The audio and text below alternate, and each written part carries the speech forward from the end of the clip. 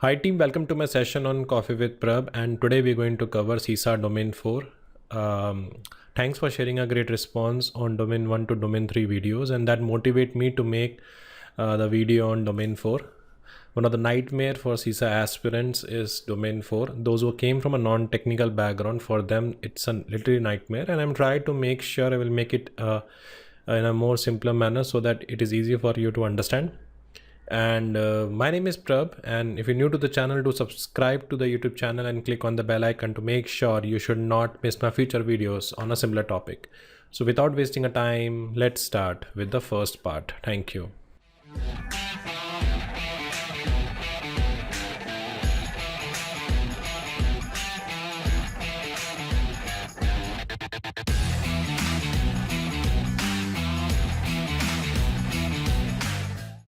So domain 4 represent 26% of the syllabus. It means 26% testable from the domain 4. Approx 39 question you can get from a domain 4. So out of 150, 39 question we can expect from the domain 4. And that is the best thing about ISACA. What they claim, they make it. So there will be exam, you have 150 questions, out of which 39 questions you will get from domain 4. A small important thing I want to share here is, if you're good with technical, then it is easy for you. If you're not good with technical, then it is a nightmare for you. You really need to understand in domain 4 how things works, because until unless you don't know how it works, it is difficult for you to answer in the exam where it works. I repeat again, it is very important for you to know how it works. So until unless you don't know how it works, it is difficult for you to know where it works. Example is, until unless you don't know what is firewall, how the firewall works, you don't know where it works. So from audit point of view, it is difficult to identify the findings. Until unless you don't know how the chain management works, you don't know where it works. So you cannot able to do the audit effectively. So that is why it is very important when it comes to domain 4, understand how it works, and then you will get to know where it works. So according to that, you can plan your strategy. So domain 4 is split into two parts.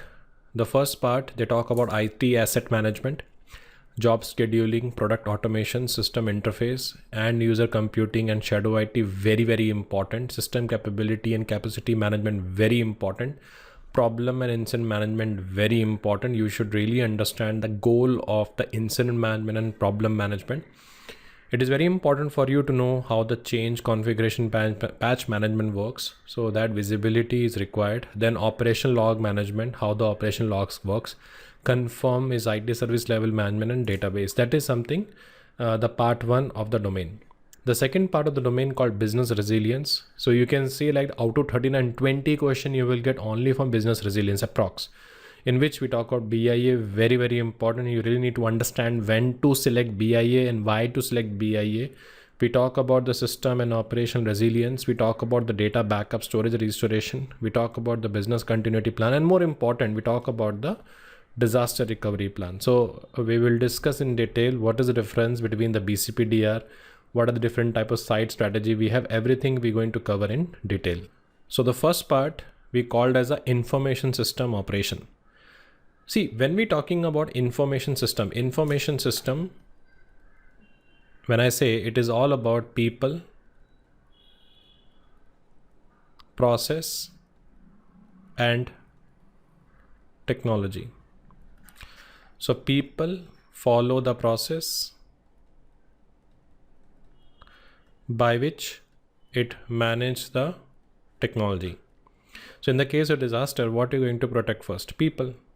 Then based on a process, you will get to know what technology we need to protect, because if you have 100 technologies, 100 server, it is difficult to prioritize what to protect first, what to protect later. That is why the people follow the process by which they manage the technology. Let's take an example. We are using a Zoom platform. So Zoom, how it creating a value? With the help of Zoom, you can join any meeting, any training session from anywhere. So user is using a Zoom by which you manage your meetings, you manage your trainings. Now just imagine Zoom is something is hosted on some data center. Data center has a server and it is managed by people. So tomorrow, if the data center is down, there is a ticketing system we have. It is a process. Through the ticketing system, We basically manage the incident through the ticketing system. We introduce changes in the data center. With the ticketing system, you release the configuration patches and all that. So information system is all about people, process, technology, which create an value. So IT is a part of information system. Even when you see full form of CISA, it's called a Certified Information System Audit, because as an auditor, we need to audit the entire information system, and IT is the backbone of that. So when we're talking about general IT operations, it include hardware and software installation, system configuration, manage the configuration with the help of configuration management process. Then we have a network management, because ultimate goal of network management is to maintain the availability, because if network is, let's take example, you are using internet connection to access a Zoom. Now tell me something, if internet is down, everything is down. So that's why we have a dedicated team who manage the network, because directly deal with availability. Then if your backup file is deleted, with the help of data backup, we can restore the previous data. Then we also need a proper security monitoring to ensure the CIA, confidentiality, integrity, availability, and the key function also support the user support. So here, when you're talking about these core functions, the goal is to ensure the availability, reliability, security of a system and network. It means it must be available whenever it required. When it available, you should rely that. You should have that capability and provide the utmost security to your business. And by having a proper IT operations, you can make efficient operations and informed decision making. So let's take example, net banking. So, or internet banking. So when you're using internet banking, that giving you the efficiency that you can use services from anywhere, but that does not been support. If it's not supported by the IT operation, you cannot able to enjoy that. Thankfully, we have a good IT. That is why you can able to use your internet banking services from anywhere. So that is the reason we say it enable the efficient operations, and more important, we can able to take efficient decisions. So that is the core function of the IT operation.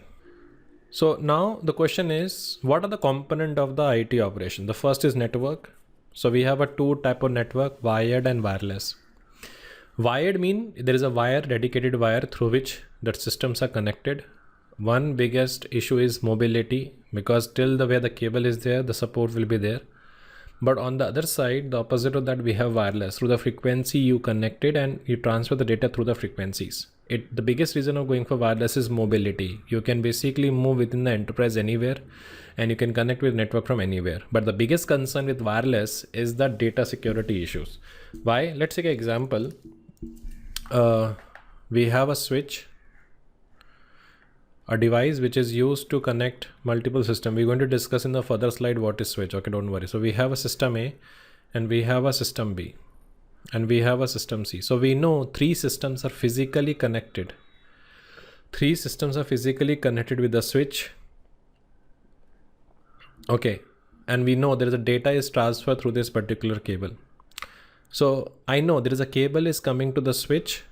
So it means the system want to connect to the switch. Now in the case of wireless, we have a system A and we have a system B, and there is a wireless. So when the data travel through this wireless, there is a possibility system C, which is the attacker, can able to intercept the data. And it is difficult for the A and B to understand if someone is intercepting, because it's a wireless in nature. So when we're talking about network can be wired also, it can be wireless also. Second is we need a servers for the IT operation. So we can have an on-prem where we have a more control. On-prem basically mean you have a in-house server and you manage them properly. But in the case of cloud mean you hosted that on a third party. Okay, what is cloud and how it works we'll discuss later. But cloud is basically mean third party server, third party company who host a server for you. So this is basically managed by a company. It is same like you're using a Uber, right? Uber or Ola, a cab aggregator service. Do you own the car? No. So you book the cab by the app. There is a random car pick you from your house and basically help you to reach the destination on time. So it is owned by third party. Same like this is your data which is owned by you, and you move this data on the cloud and it keep it in the server which is managed and owned by some other company. The biggest reason of going for the cloud is a cost, and the most important part is on demand. It means it is available whenever it required. It is same like instead of having a own car, you can have a Uber car which is available whenever it required. Then we have a next called storage and system. So we have a local storage, we have a cloud storage, and we have a SAN. SAN means group of storage area networks. So we have a group of devices, group of storage, which is connected over the network. Normally what happens when you're connecting with any system over the network to access the file, you enter the IP address of the desktop or IP address of the server. So but here dedicated storage is act like a host. So we enter the IP and access that particular server, which is storage in nature. Then virtualization, we are using VMware Hyper-V, by which we can able to utilize our hardware effectively. What is VMware? What is Hyper-V? We're going to discuss in a further slide, but for your reference, is it possible for you to run Mac on your Lenovo laptop? Is it possible for you to run Windows on your Mac laptop? No. So we install the VMware workstation, and through that you can able to run multiple operating system in a one common hardware. So by this way you can able to utilize the hardware effectively.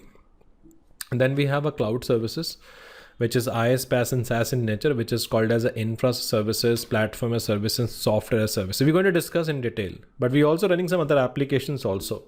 Like we have an operating system, which is called Windows and Linux. Which one is more secure? Please type in the comment box. The answer is Linux is more secure.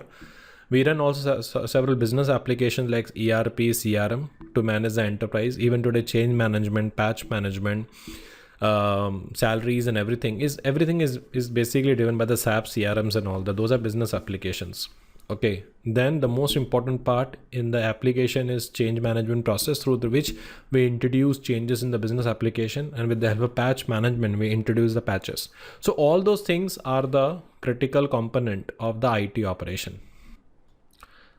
See, along with that, we need to have a proper security. Security mean, now we're talking about two types of security here. Okay. One is called as a cyber security. And one is basically called as a information security.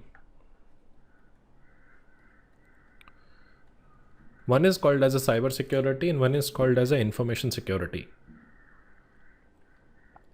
When we're talking about cyber security is a process which is used to protect digital assets. Digital asset. But the information security protect all type of asset. All type of asset. Let me explain you with the example. This is your phone.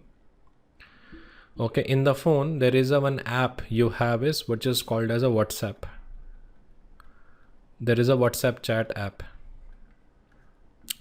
So you open the WhatsApp, you're doing a chat. Now you want to protect this chat, which is digital in nature, with some digital protection. So we enter 4-digit PIN. So with the help of 4-digit PIN, you protect the WhatsApp chat. But now you want to ensure no one should be able to see my phone. So we keep this phone in a physical locker. We have a locker in which we can keep the phone, and we lock this locker with a physical lock. So when you put a PIN, which is software in nature, protecting a software asset, that's called cyber security. But when I place this phone in a physical locker and protect with the physical lock, that's called information security. That is to say, cyber security protect only digital assets. Information security includes cyber security and protect all type of asset and implement all type of control. So if I say I have a phone now placed in a locker, physically is involved. Security guard has been appointed to do the further security on the phone. Make sure no one should access physically. So again, physical security is there. So that's why I say cyber security is something which is used to protect digital in nature. Information security is basically protect all type of assets by implementing all type of controls. So which one is umbrella? Information security umbrella, and cyber security is part of that. So when we implementing security control, we have a different type of control for access control, like authentication is there, authorization is there, identification is there. In layman term, I can say, when you open Gmail, you first enter the email address. If email is valid, then only ask for the password. So when you enter email, and if email is valid, that verifying the identification, presence of that subject in the database. Yes, I can see this email ID is listed in the database. Then you enter the password just to prove you're the same person who claimed to be. Yeah, it is my email ID, and to prove that I'm entering something which is your password. That is called authentication. And based on that, you access a particular mailbox, which is called as a authorization. In a same way, like when you go to airport and say, hey, my name is Prabh and I'm traveling from Mumbai to Delhi. So they will see my name in the passenger list. So that is called as an identification. Then they ask me my PAN card, my passport, just to prove I am the person who claimed to be. That is called authentication. And then I provide my PAN card and all that. And based on that, they give me a particular seat number, that is an authorization. So that is all because information security is a part of IT. Okay, that's why they also say security control part of a critical component of IT operation. Then we have a network security firewall, which is used to protect the organization from external attack. Any kind of a traffic is happening, firewall basically monitor and block that. We have a IDS and IPS. IDS is a solution which detect the intrusion. IPS solution which is prevent the solutions. Then we have encryptions to protect the data in a particular state. Like abhi maine jo bhi bola, so I speak something in Hindi. So those who don't know Hindi, for them it is like an encrypted language. Okay, so I want to use encryption while keeping data at rest. Like example, I keep my encrypted emails on my mobile. Why? Because in worst case tomorrow, if mobile is stolen, still the person cannot able to read my messages. So I put the encryption and data at rest. When I'm sending a data over the network from one system to the system, I encrypt the data. That's called data in transit. And for the monitoring, I use SIM and SOC tool. So we're going to discuss in detail all those things. Right now, we're just talking about a very high level. Then as a company, you need to comply with some standards like 27001 standard is there, NIST is there. As we are holding now PI data, you know, PI data is very important. PI data is deal with individual. So if you're doing a business in Europe, you need to be answerable to the regulation which called GDPR. If you're doing a business in US and collecting a health data, you need to be comply with the HIPAA, or sometime you need to adhere to the organization policies. So if you see the hierarchy, how it works. So first we have a law and regulation, okay, which is supreme authority, and then we have a business requirement. And based on a business requirement, we create a strategy, we create a tactical plan, and then we talk about the operation plans. So if I say tomorrow I have a branded TV, it means Samsung and LG is a branded. So same like if I'm setting a 8-character password, it is a standard password because it was conveyed in 27001 NIST. So I'm using the reference framework to claim I'm using a very good password which is acceptable in the industry. I'm protecting the PI. I want to use PI according to legal regulatory because there is a GDPR and HIPAA requirement is there. So first we have a regulatory requirement. And based on regulatory requirement, we select the specific standard, which talk about the control, how to implement the controls to meet the regulatory requirement. So that is something is part of a function. Okay, so next talking about emerging trends in IT operations. So nowadays you can see in 2024, 2025, you can see a lot of things happening in IT. Like we are shifting from on-prem to cloud, which include IaaS, PaaS, and SaaS. And I have a dedicated slide in which I'm going to cover what is IaaS, what is PaaS and SaaS. We are using now virtualization and containerizations. What is that? In my further slide, we're going to discuss that. Right now, we're just talking about high level. Okay, these are the emerging trends we have in IT operations. But what you can see in 2025 is that AI in automation. So one thing you need to understand, AI was introduced not to replace the creative professional. AI was introduced to replace a uniform task. Let's say example, we have a step called we change request, we review request and all that. So instead of doing manually, we need to automate that. So whatever the general security activities we have, like deployment of signature based solutions, responding to any threats, we can automate that. So by introducing the AI, we can able to automate those repetitive tasks. That is why the pointer I mentioned here is AI was introduced to automate the repetitive tasks. And with the help of security, we can able to improve our incident response. Instead of every time the human is going on the floor to handle that issues, we know if this kind of a behavior has been detected. Nowadays, we have an advanced AI based solution which can predict the behavior and block. So by this way, we can able to save the human time. But now what happened after COVID, post-COVID, we introduced the concept remote where the people are working from home, or they have to come 2 days office and 3 days work from home. So what they demand is they want a secure connectivity. So let's take an example. I have an employee here. Okay, he's in Mumbai. Okay, he is basically in Mumbai. So he basically right now in one part of Mumbai and he want to connect with his enterprise.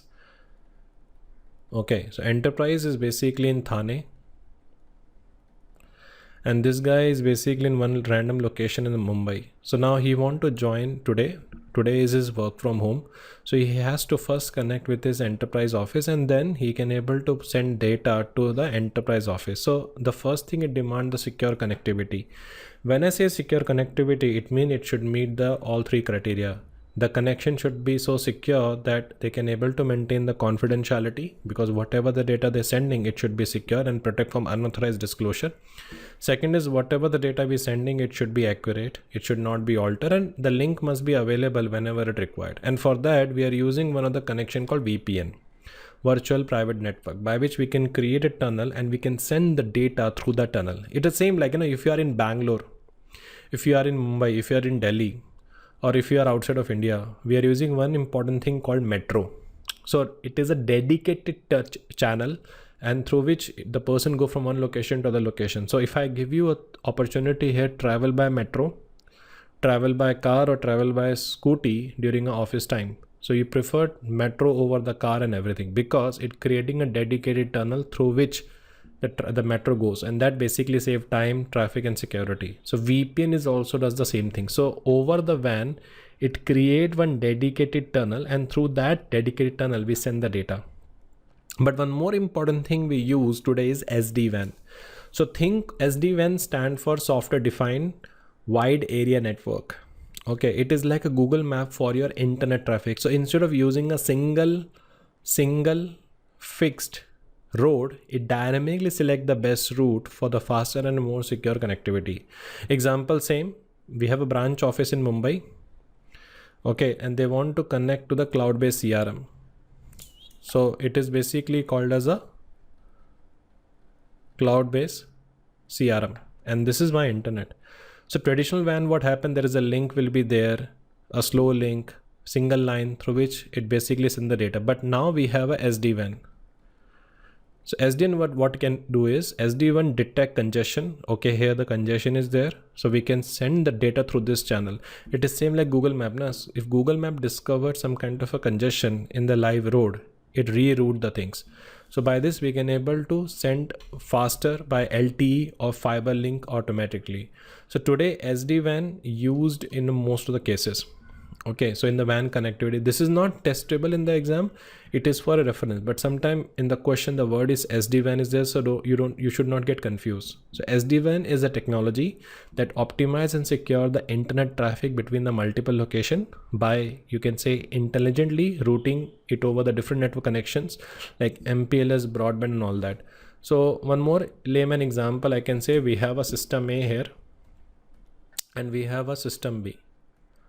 Okay, and this is my internet. So dedicated or traditional WAN connection we used to have is we have a dedicated line through which we send the data. So congestion is there, traffic is there, the data has to send through this. But now with the help of SD-WAN, some data can be go by this, or we have a route through which we can send the data, or we can use this particular route to send the data. So now we have a dynamic route. So we can have a dynamic route through which we can able to send the data. By having a dynamic route, we can optimize the speed, we can build the encryption. It is used as a cheaper broadband. And now, like I want to control by the particular thing. So here we have a controller. Okay, here we have a controller who control all these devices and he decide how to transfer the data. So this is how the SD-WAN is basically used. In layman term, SD-WAN can be used in such a way to manage your network also. That something is there. Now, we also have endpoint protection. But now to handle the modern cyber threats, we have a modern cyber solutions. So one of the solution is called Zero Trust Architecture. So Zero Trust Architecture, let me explain you with one example, one story. Let's take example, this is you and this is Ramesh. One day what happened, Ramesh asked you for a 10 rupees. Without any verification, you just given the 10 rupees. But tomorrow when you reach out for asking 10 rupees back, he refused. Next time the Rajesh came and asked for the 10 rupees. But this time what happened, you asked why you need, when to receive, when you give me back, and how you're going to use, what is the goal. So you're asking multiple questions. So traditionally what happened, whenever any user connect with the enterprise, the simple process is identification, authentication, and authorization, and based on that he can able to access this particular resource. But what happened is, from there he tried to gain access to the other resources, because once you authenticated, you gain access to everything. But now what happened in zero trust architecture, you authenticate with this resource. So once you're in the identification, authentication, we verify the context why you want to access, because we follow one principle is no trust but verify. No trust but verify. So every time if you're authenticating, we verify why you want to access, from where, which location you want to access. Now if the user want to access the B, again he need to go through IAAA. If he want to access system C, again he need to go through IAAA. So it doesn't mean, okay, traditionally what happened, you authenticate once and based on that you can access all the resources, but it is not like now. Once you authenticated, you access the resource, and now if you want to access other resource, again you need to go through IAAA process. And that is why it is called as a zero trust architecture. That's why they say it prevents the insider threats, lateral movement attack. Lateral movement attack means you're moving from one network to another network. But now what happens if you try to gain access to other resources, again you need to go through the authentication, authorization, and unauthorized access. Another important thing we're using is threat intel. See, two things are there in security. One is called threat and one is called vulnerability. The thing which you can control is your weakness, and that is called vulnerability. But thing which cannot control is a threat. How? Let me give an example. You are weak in domain 5, you know that. But can you predict what question can be asked? No. So that question is basically threat. So let's take an example. There is a house 1, there is a house 2, and there is a house 3. So we have a 3 house, house 1, house 2, house 3, and they have installed a very strong physical gate here. But now what happened is, so there is a guy came on the house 1, he knocked the door, he said, hey, I am from NGO. Based on a trust, he opened, he attacked that person. He came around 7:30. Next day 7:30, he came to house 2. He say, I am from NGO, open the door. Based on a trust, he opened, he attacked. But house 3 got the data pointer of the house 1 and house 2. Okay, every day 7:30 was coming. He clubbed this as a information, and on that he apply his intel. Okay, so there is a guy every day come at 7:30. So next day what happened, 7:30 he knocked the door, but before he opened the door he called the police, so that police can come on time and he can hold the person. So here what happened, we predict the threats before it occur. How? Based on a data. So he collect the data pointer from a house 1, house 2. That's called data. He clubbed it as a information. On that he applies intel. It is same like, you know, my friend, I have 2 friends. So what happened is, one day what happened, one uncle came to his house. He said, we have a proposal. And he said, okay, come to the marriage. I will show you the proposal. So he went. Next day, another guy is also victim. The third day I understood this uncle will come to my house. So before he come, I left the house. So here what happened, predict the threat. So for me, my relative is a threat. I predict the threat advanced level because he know he come every day 7:30. That is why nowadays people spending huge amount of money on predicting a threat, so that before it occur, we can able to materialize that. And that is why to detect the new attacks and all that, we companies spending huge money on threat intel. So we can able to collect a lot of new threat feeds and all that. We can able to analyze those things, and according to that we can able to protect. Now let's take an example. We follow one concept called as a pyramid of pain. So this is basically called as a pyramid of pain. So if you take an example, this is my enterprise. Okay, if someone is basically sending me virus and all that, it has a hash. So my antivirus there, which can detect the hash, can able to block. But problem is that it is easy for attacker to change the hash. I can see a lot of attacks coming from a particular IP. It is easy for me to block the IP, but it is also easy for the attacker to change the IP. I can see the mails are coming from a respective domain, a phishing email. I can easily block this domain, but it is also easy for the attacker to change the domain. But if I get to know from which network he doing an attack, what tool he using, what technique and tactics procedure is using, if I able to block this, then it is difficult for the attacker to change that. So before it occur, we're trying to collecting all these feeds and all that. Before it occur, we can able to block that. And that is why we're spending huge money on threat intel. There's another important thing called as a APT, Advanced Persistent Threat. So we used to have a very good hackers. They don't hack for a short cost. They hack for the big cost. Okay, nowadays what happened? Companies or countries hiring these APTs groups so that they can able to target their respective neighbor nations.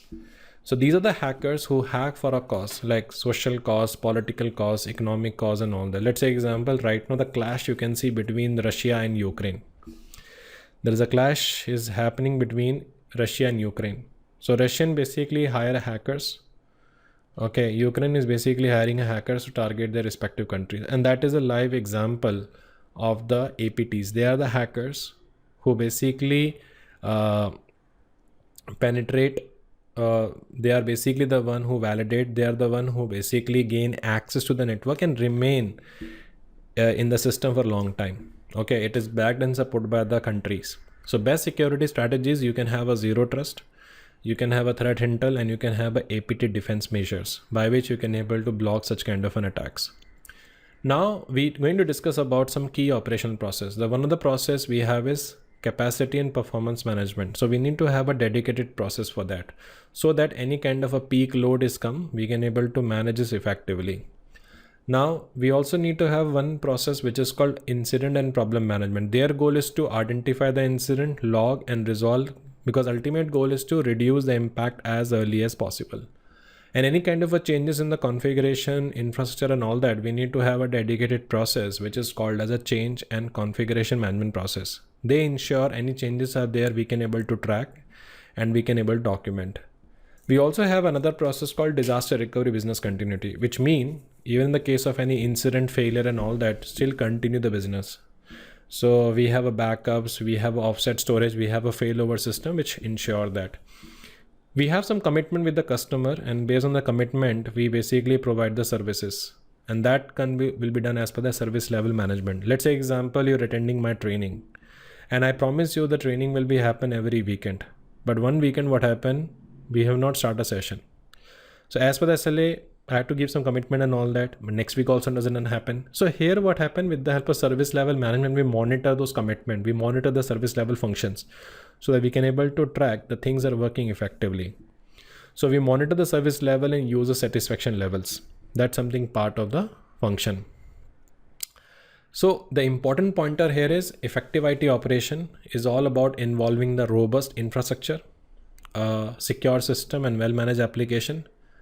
The role of an auditor is to validate these process and practice to ensure it compliance, it is efficiency and security, and it should be complete. And whatever the emerging technologies we have, cloud, AI, virtualization, required updated risk assessment control framework to make sure whatever you're introducing, it should be introduced with a limited impact.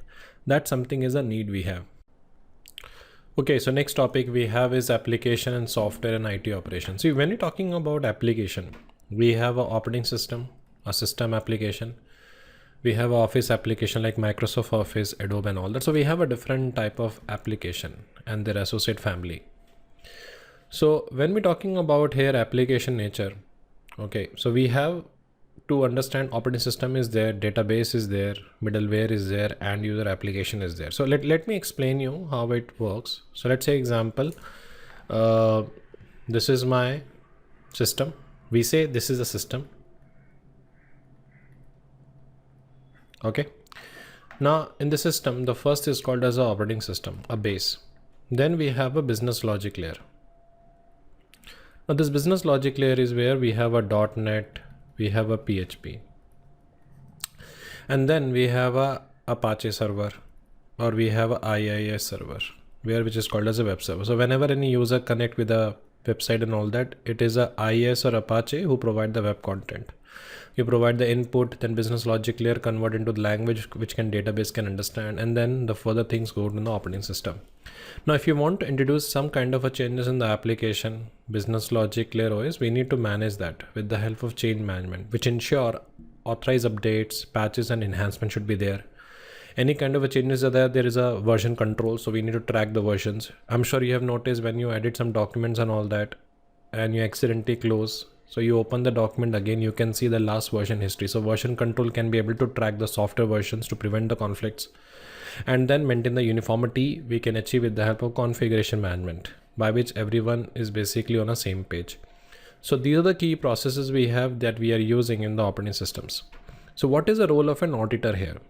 So auditor has to verify the software licensing and compliance with the regulations business, assess the patch management to ensure timely updates, and more important, check the backup and recovery plan for application data. Now, next important topic we have is called as a cloud.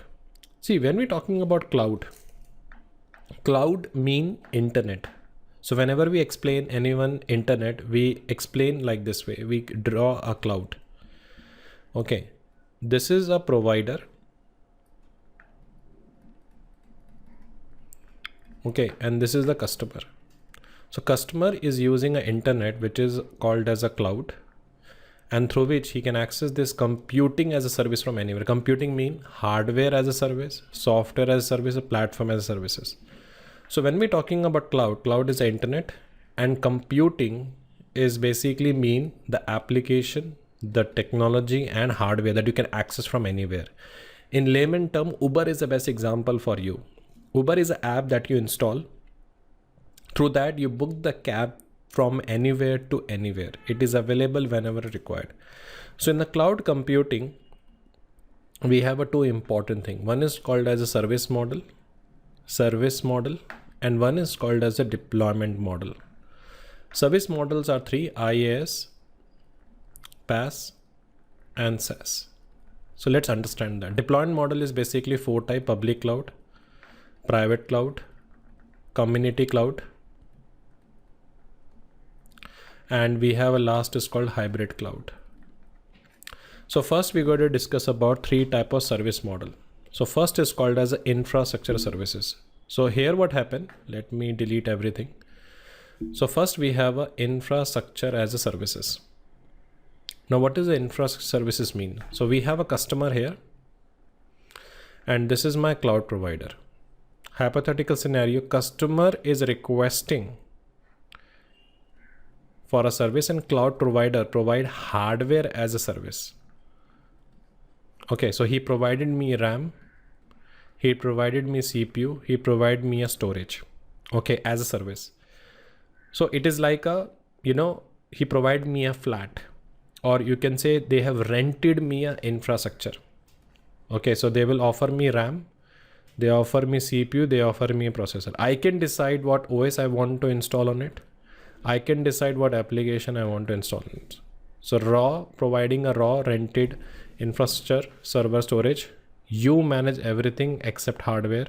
An example is like Amazon EC2, Google Compute Engine, Microsoft Azure VM. And the real example is making pizza at home. You buy ingredients, okay, infrastructure, and cook it yourself. Second is called as a platform as service. Now you are into the software development company. I don't need to be manage hardware. I don't need to manage this operating system. I don't need to manage the RAM and CPU and all that. I want this end-to-end everything should be provided by cloud provider.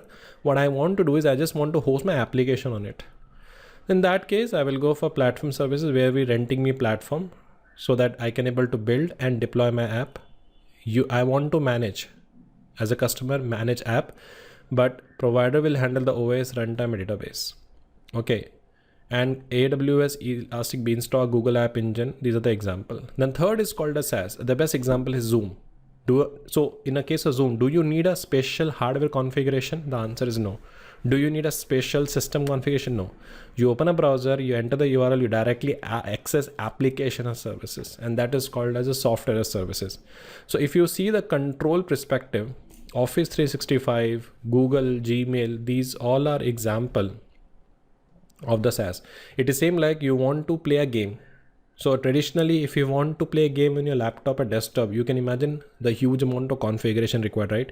If you want to install chat application, you want to install Microsoft Office, it required huge amount of computation.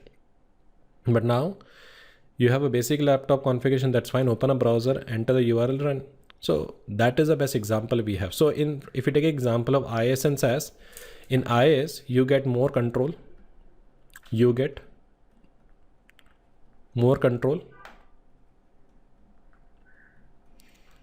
And if you compare with SaaS, you have a less control. So only by the SLA and all that. So IaaS, you rent infrastructure like a virtual machine.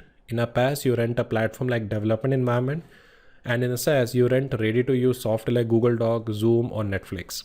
Now, if you compare the Netflix also, that's a perfect example of SaaS. Do you need a special hardware configuration to run Netflix? No.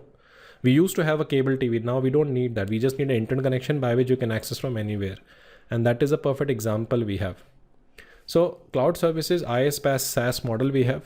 The benefit what we get, scalability, cost efficiencies, global availability. But risk is the data residency. So always remember one thing, in the cloud, the only way you can able to secure the data is encrypt the data, because you don't have a physical access to this. So always remember, encrypt the data. The reason is because cloud offer multi-tenant nature. Multi-tenant basically mean, suppose this is the cloud provider. So this machine, whatever the cloud provider offer, it offer to 2 users or 3 users parallelly. So customer 1 store his data in the same machine. Customer 2 stores data in the same machine, and customer 3 store data in the same machine. So multi-tenant is basically a biggest concern. So that's why when customer 1 upload data, he encrypt the data. Customer 2 upload data, he encrypt the data, and customer 3 upload data, encrypt the data. So in worst case, if one tenant able to access other data, still he cannot able to read that. So multi-tenant is a concern, and data security is the most effective solution we have. So what is the role of an auditor? See, if you are an auditor and you auditing the organization who using a cloud, so evaluate the cloud provider SLA and verify, do they deliver what they claim to be, check the access control, and confirm the encryption, data address, and data in transit. When you're sending data on the cloud, it must be encrypted. When you're sending over the network, it must be encrypted. So that's something we will look for it. That something is important part. Next topic is virtualization. See, before I jump into the virtualization, containers and all that, I want to discuss a very basics of virtualization first. See, what happened is, this is my computer or desktop.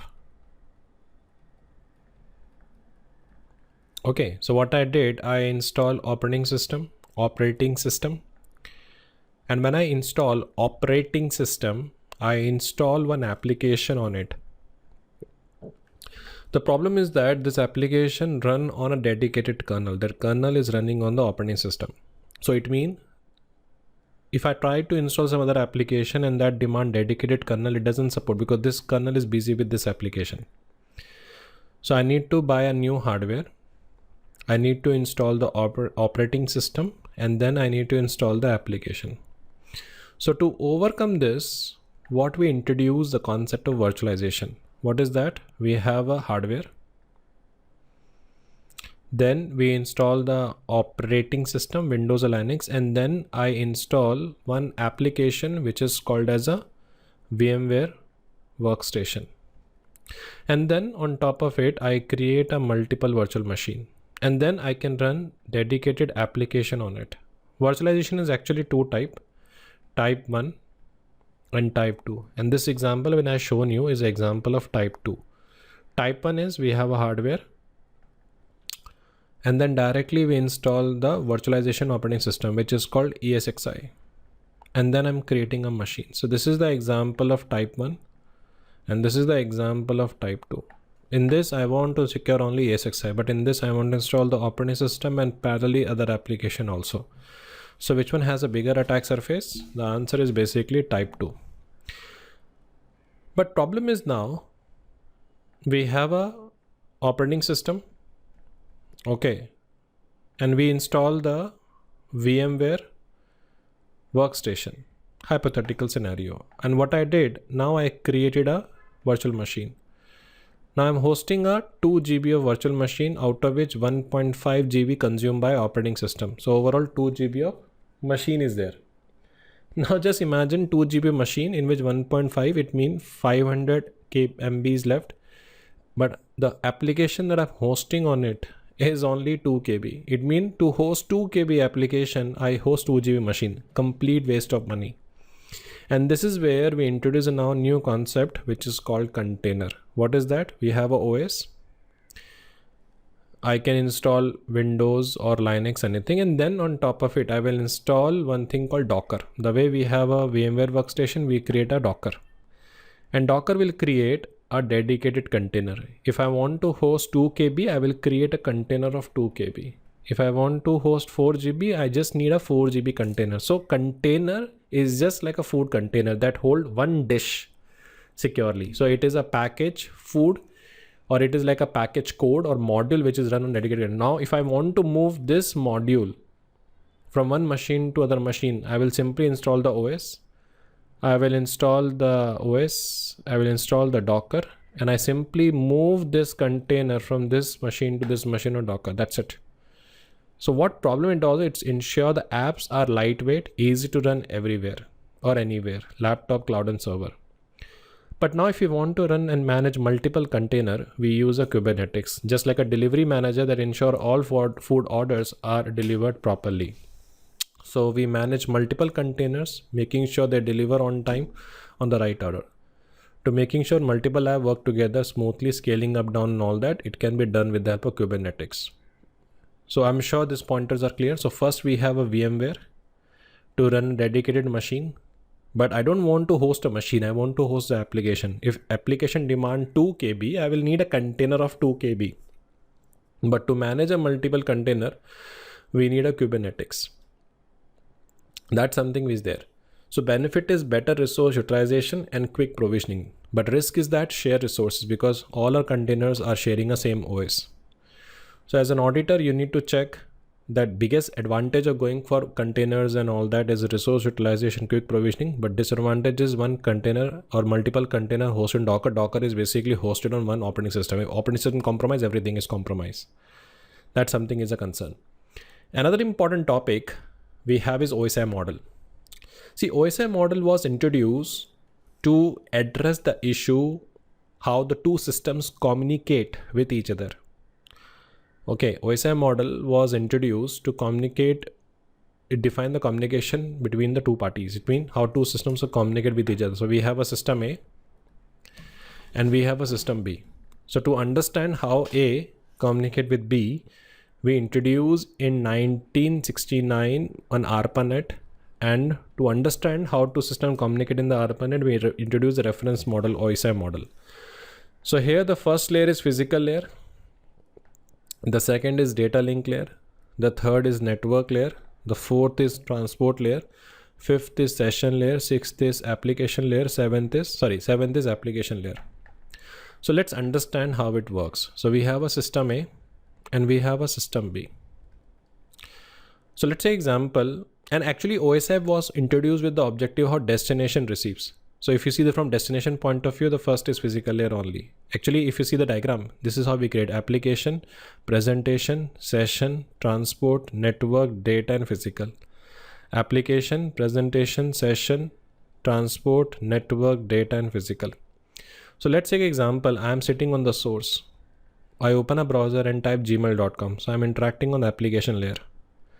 So data is passed to presentation layer responsible for compressing data and encrypting data. Then it passed to the session layer responsible for establishing an end-to-end session. Then data go to transport layer, what it does, it divides the data into segment and attach the sequence number 1, 2, 3, 4, 5. So the destination transport layer using a sequence number to rearrange. Then we have a network layer which is responsible for further divide that into fragment.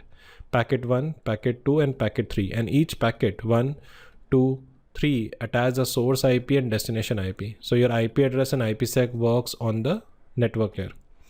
Then we have a data link layer which is responsible for assigning a MAC address to the data link layer, to the packets, and then pass to the physical layer. From physical layer it go to physical. From physical it go to data link layer, check the MAC address. Is it the same MAC address of the receiver? If yes, go to network layer, check the IP address. Go to data link layer, desegment data, and then it pass session layer, we finish session. And from there it go to the presentation layer where we de-encrypt the data, decompress the data, and then finally it pass to the application layer which is consumed by the user. So in more layman term, you can say you open a Zomato, you can see the list of restaurants and all that, that is called presentation. You select the particular restaurant, that's called session layer. You open the menu of that is called transport layer. You book the address, you give the house address, network layer, you give the pin code, data link, and you shoot the order, which is called physical layer. Now when the delivery partner reach your location, physical location, then he check the pin code, data link, then he reach your floor, that is called network layer. He organize all the menus, unorganized, that's called transport layer. He ring the bell, and then he organize thing in a particular manner and present to you. So that's how you basically consume the content. So this is also, if you really want to understand in detail how this OSI model works, there's a dedicated video I made. Okay, so we have some devices which works on each layer. So example, like on physical layer, the device we have like hub, we have a repeater. Okay, and the type of data we called in physical layer it bits and bytes. On data link layer, data type is frame, and the device we have is switch and bridge. On network layer, the data type is packet, we have a router. On transport layer, we have a L4 firewall, and type of data is segment. Okay, on session layer, the data type is basically a message. On presentation layer, data type is message. On application layer, the data type is message. That something is basically there. As I said earlier, there's a dedicated coffee shot I made on OSI. There's a dedicated coffee shot I made on the video I made on the OSI model. So I highly recommend to check that. So as an auditor, network infrastructures, we have switches, router, firewall, VPN, and auditor need to assess how the secure protocol you use. If you get a question, which one is more secure, HTTP or HTTPS? Definitely HTTPS. SSH is used for remote administration. If I remotely managing any servers, remotely manage any device. So alternate of Telnet, we use SSH, which is more secure. We check the firewall configurations and we review the logging monitoring for the critical network layers, functions, troubleshooting and everything. See, when we're talking about the operational level, it is very important. We need to use SIM or SOC tool to detect the anomaly. Anomaly basically means abnormal behavior. You know, suddenly you are a kind of person who wake up by 9 o'clock, 10 o'clock in the morning, and one day suddenly you wake up by 6. So parents are unable to digest because it was like a unbelievable things. So same like we receive every day 10,000 packets, but one day we receive 15,000 packets, 30,000 packets, which is an abnormal thing, which is called anomaly. We look for this anomalies with the help of SIM. SIM is basically a tool which you use to collect the log from all the source, correlate and provide the immediate alerts. We use incident response procedure by which we identify the incident, like we identify COVID. We isolate a person from the family, that's called contain. We remove the virus from his body, that's called eradicate. And then he went for 14 days recovery, that's called recover from the incident. It is same like we'll discuss further slide I have for this. Like we identify virus. We identify the system is literally infected with the virus. We confirm, we isolate a system immediately. We remove the virus. We restore the system back to the production. So security incident is basically incident is anything which impact the organization in a negative manner.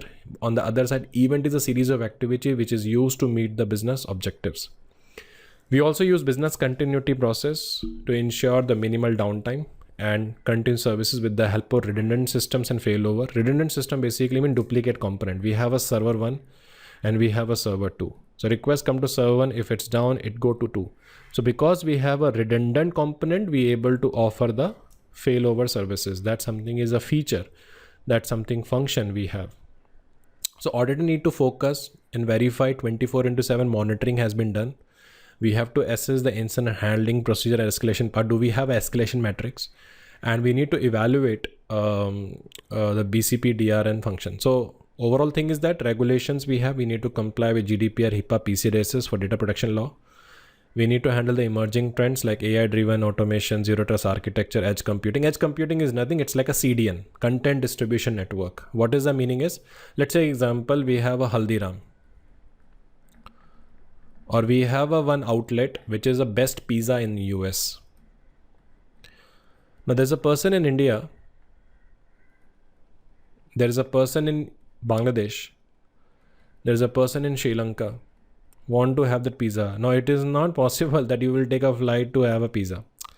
So they open a new outlet in India, they open an outlet in Bangladesh, they open an outlet in Sri Lanka. So the person will contact the pizza outlet of India, and from there he can grab the pizza. Same like there's a content has been displayed and deployed in the US server, Netflix. There's a lot of users from Netflix from India want to access those content. There's a lot of users from Bangladesh want to access those content. There's a lot of users from Sri Lanka want to access those content. So what we do, they deploy the content on their edge network. So user from the edge network will contact the content and consume the content. So by this way, we can improve the content, reduce the latency, and improve the availability of content. That is achieved with the help of edge computing. Edge computing means edge device. So today in the websites and all that, we use this concept. Following to that, the auditor has to focus on policies are updated, which reflecting the new technologies. We need to validate the controls to meet the compliance like encryption, retention policies, and more important, monitor the risk assessment for adopting a new tech solutions. So that something should be there.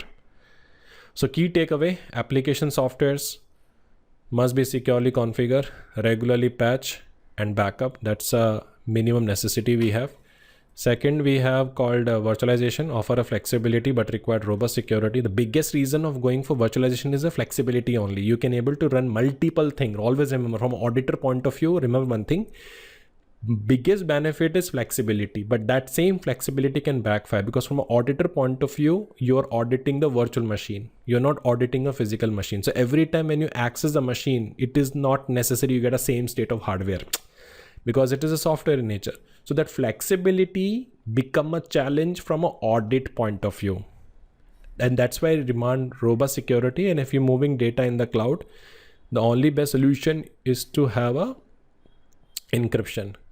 And another important thing we look for is the network layer OSI model. We need to understand data flow so that we can able to apply the appropriate controls on each layer. For the operation control, continuous monitoring is required. Well-defined incident response plan is required because tomorrow, if anything happen with the help of incident response plan, you can able to handle those issues. And the last is compliance and trends. Stay updated with the standards, regulations, emerging technologies so that we can able to manage the risk effectively.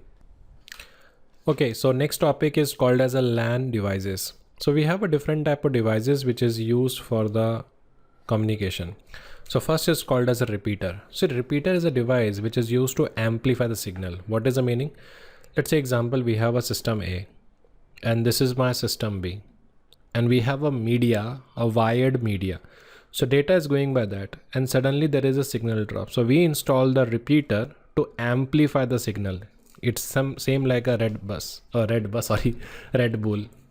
Okay, as we have an energy drink after the long day, which gives us pump up. So repeater is used to amplify the signal. Okay, and repeater is both type, wired repeater and wireless repeater. That's why today, if you have Wi-Fi connection on the ground floor, and if you want to extend the wireless signals to second floor and third floor, we actually install the repeater, which is used to amplify my wireless network.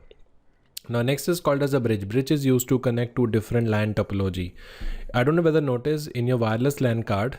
So if you're talking about your wireless router, okay, it also have a Ethernet LAN, which allow you to connect cable with a physical switch device. So it means it has a wireless antenna, which is used to connect the Wi-Fi, but from there Ethernet line is there to connect the LAN switch and we have a wired connection. So wired can able to communicate with the wireless. So bridge is a device which is used to connect two different topology.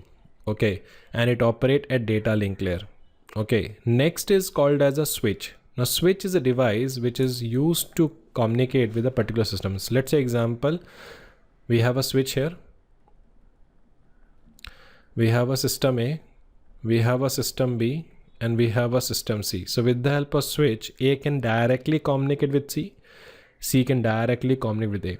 Actually, before switch, we introduced the concept of hub. Now what is hub? In the hub is a device which is used to send data to all the ports. That is why it is, if we have a system A, if we have a system B, if we have a system C, and if we have a system D. So A send data to hub. Hub will broadcast to all the ports. It will send to B also, it will send to C also, it will send to D also. Even it doesn't require. So anyone who using a monitoring tool can able to intercept. But in the case of switch, A send data to switch, it send the data to the particular port only. It is same like you have a main switch in your house. If you switch off, it will switch off all the light. But we have a room switches also, which use to switch the particular light. So actual switch is used to communicate with a particular system, and with the help of MAC address we do that. With the hub, it work on the physical layer, which send the request to all the ports. Okay, router is another device which is used to connect to different networks. So if we have a system A on a different network, system B on a different network, with the help of router we can able to communicate on a two different network. And hub is a device which broadcasts data to all the ports. See, when we talking about LAN security, okay, we need to have a four major functions. One is network segmentation, which we can achieve with the help of VLAN or subnet. Now, what is VLAN? So let's take example, my physical switch, and it has a 4 ports. Okay, so this is two part of one network we can do, and this is two can be part of one network. So with the help of VLAN, we can able to create a segregation. So within one physical switch, we can ensure the A and B can communicate and C and D can communicate. So VLAN used to ensure the segregation. Okay, and by that we can able to achieve the network segmentation. Okay, second is called as the access control, which is achieved with the help of MAC filtering. MAC filtering mean, like, you know, in the switch we add these are list of MAC address of the computer allowed, and anything which is not in the list, if any computer try to connect the switch, the link will not be up. You know, there's a light switch is there, light switch is there on the switch, it up when you connect the Ethernet port, right? So we add some list of MAC address which is allowed to connect with the switch. So if you're trying to connect any unknown device to the switch, the link will not up. So with the help of MAC filtering, we can able to block. Even in the Wi-Fi, we have option. Even you know the Wi-Fi password, still you cannot able to connect, because in the access point we add, these are the MAC only allowed, rest is basically blocked. Next is called as a 802.1x authentication. Now what is 802.1x authentication? So if we have a system A, and if we have a system B, and if we have a system C, it's a bit technical in nature, but I will try to explain in a more layman term. So 80ABC. Okay, so this is my access point, which is a Wi-Fi, and this is my VPN. Okay, access point has their own way of carrying authentication. VPN has their own way of carrying authentication, but all are basically connect with one server, which is called as a AD server, Active Directory. All your credentials stored in AD.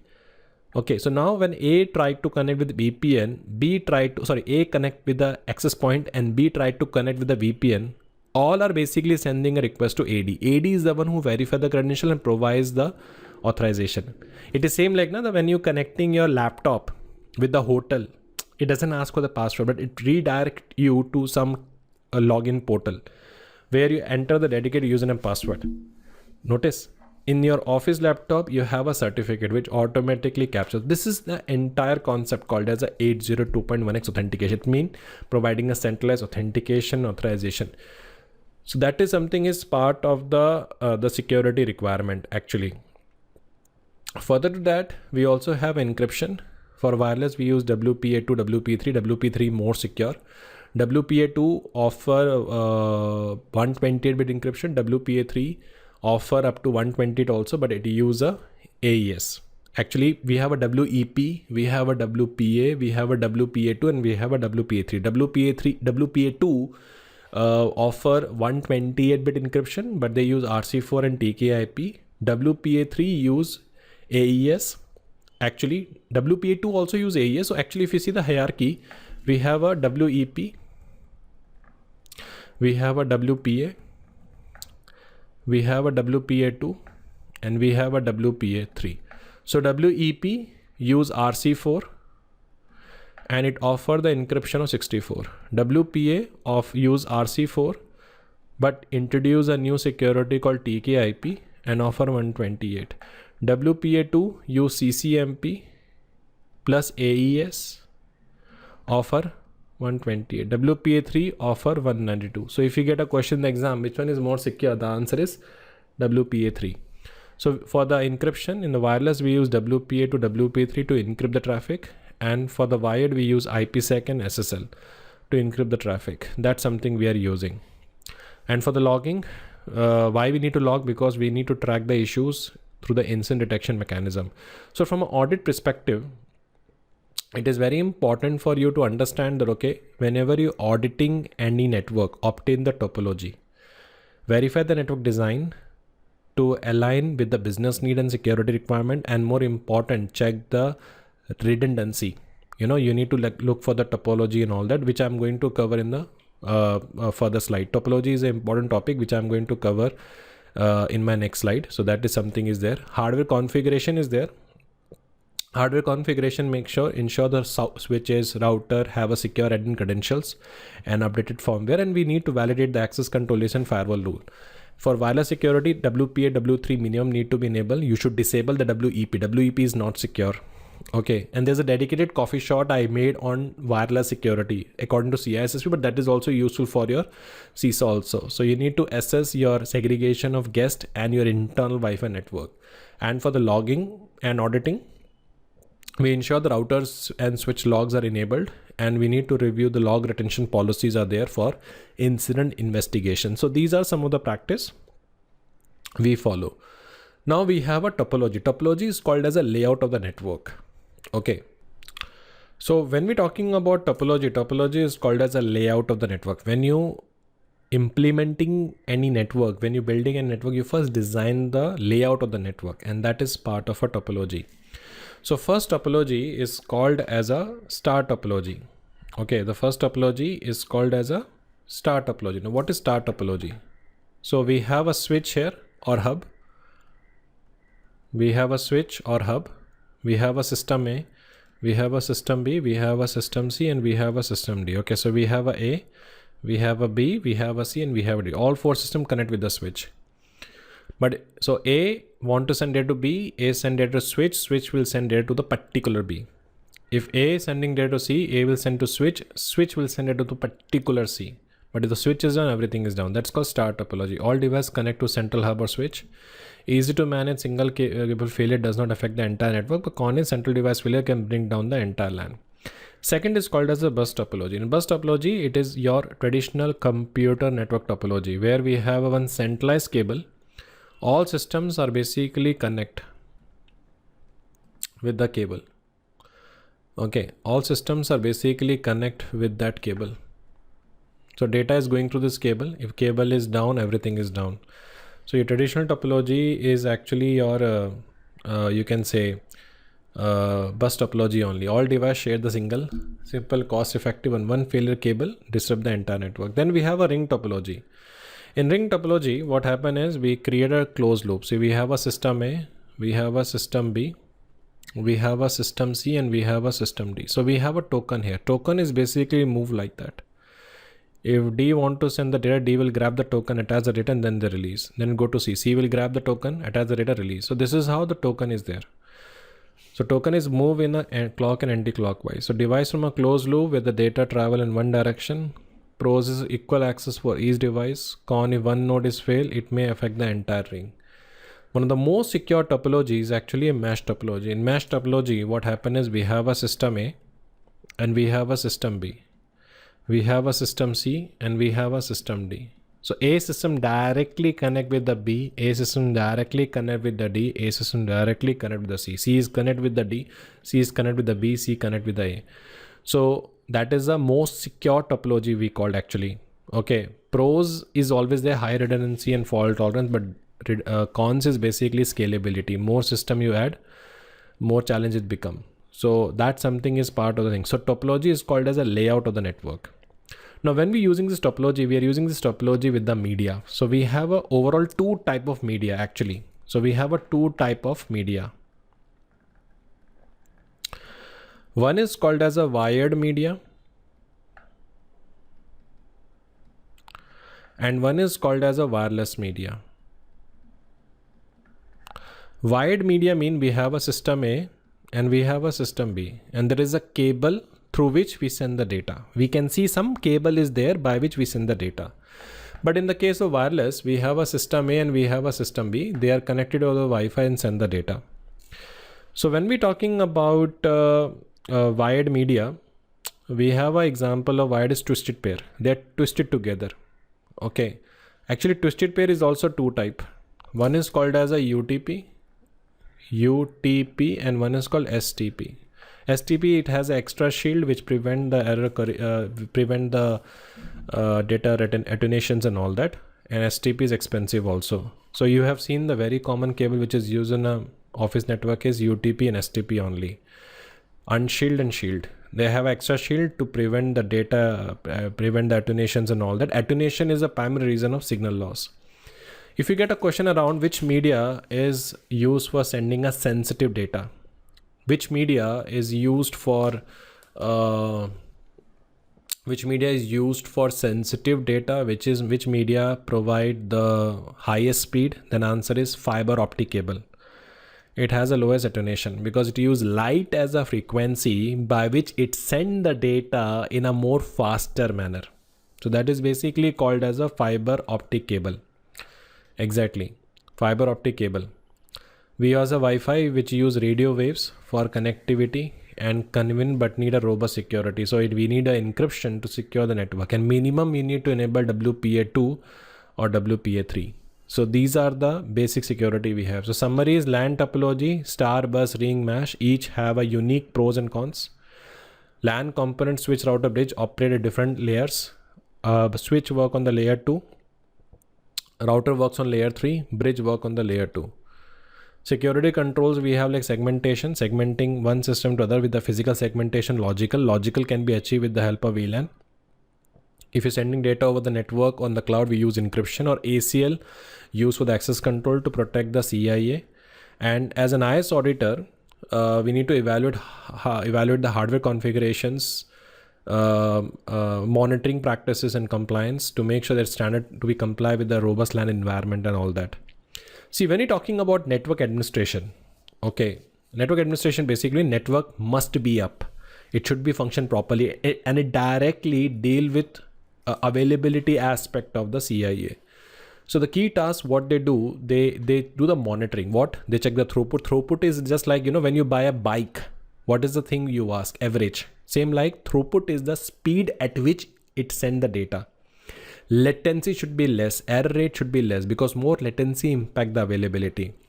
From a network security point of view, apply the firewall, IDS and access control to make sure only authorized traffic and authorized people can able to access.